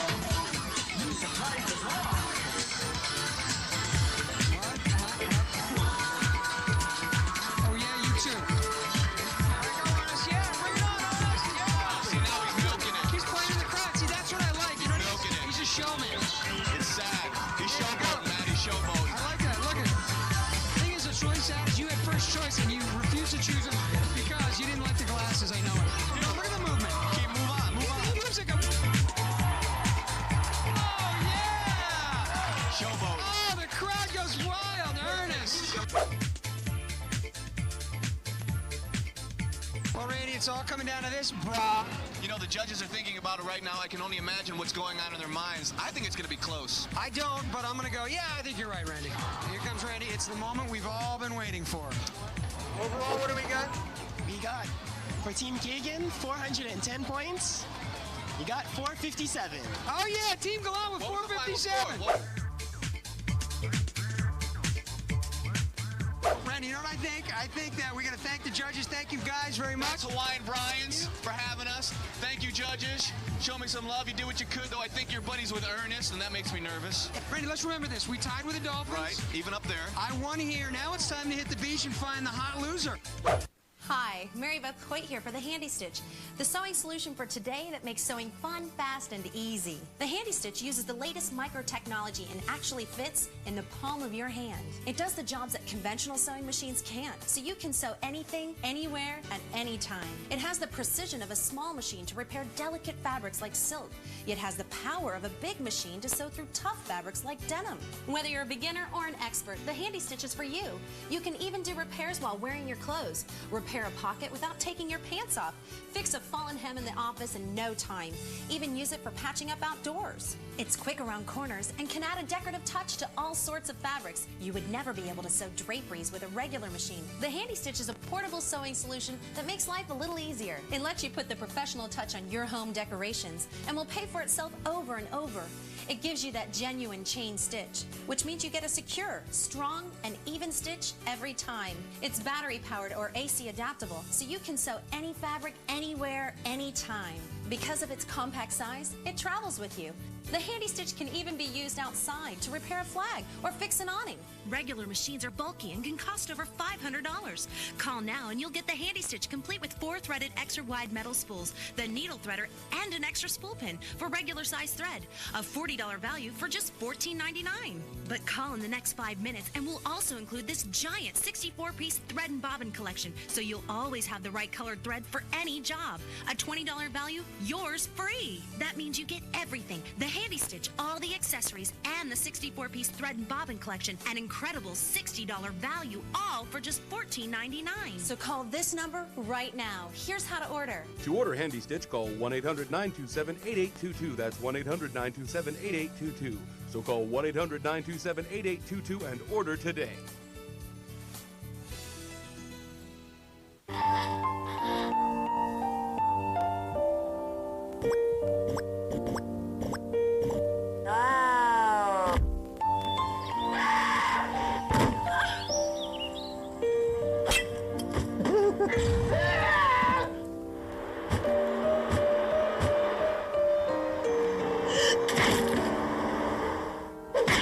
G4 owns you, noob.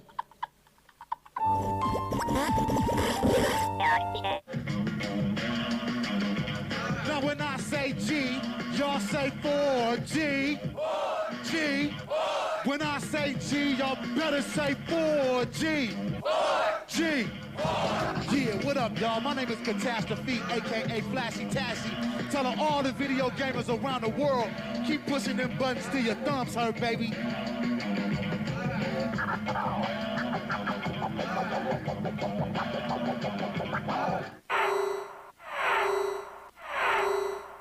Next week on G4, see Hoop's hottest stars as Sweat takes you to the 2004 NBA All-Star Game. You gotta see this. Then, with entry into the Hall of Champions on the line, Team Kaizen faces off against Team 1051 on Arena. And Filter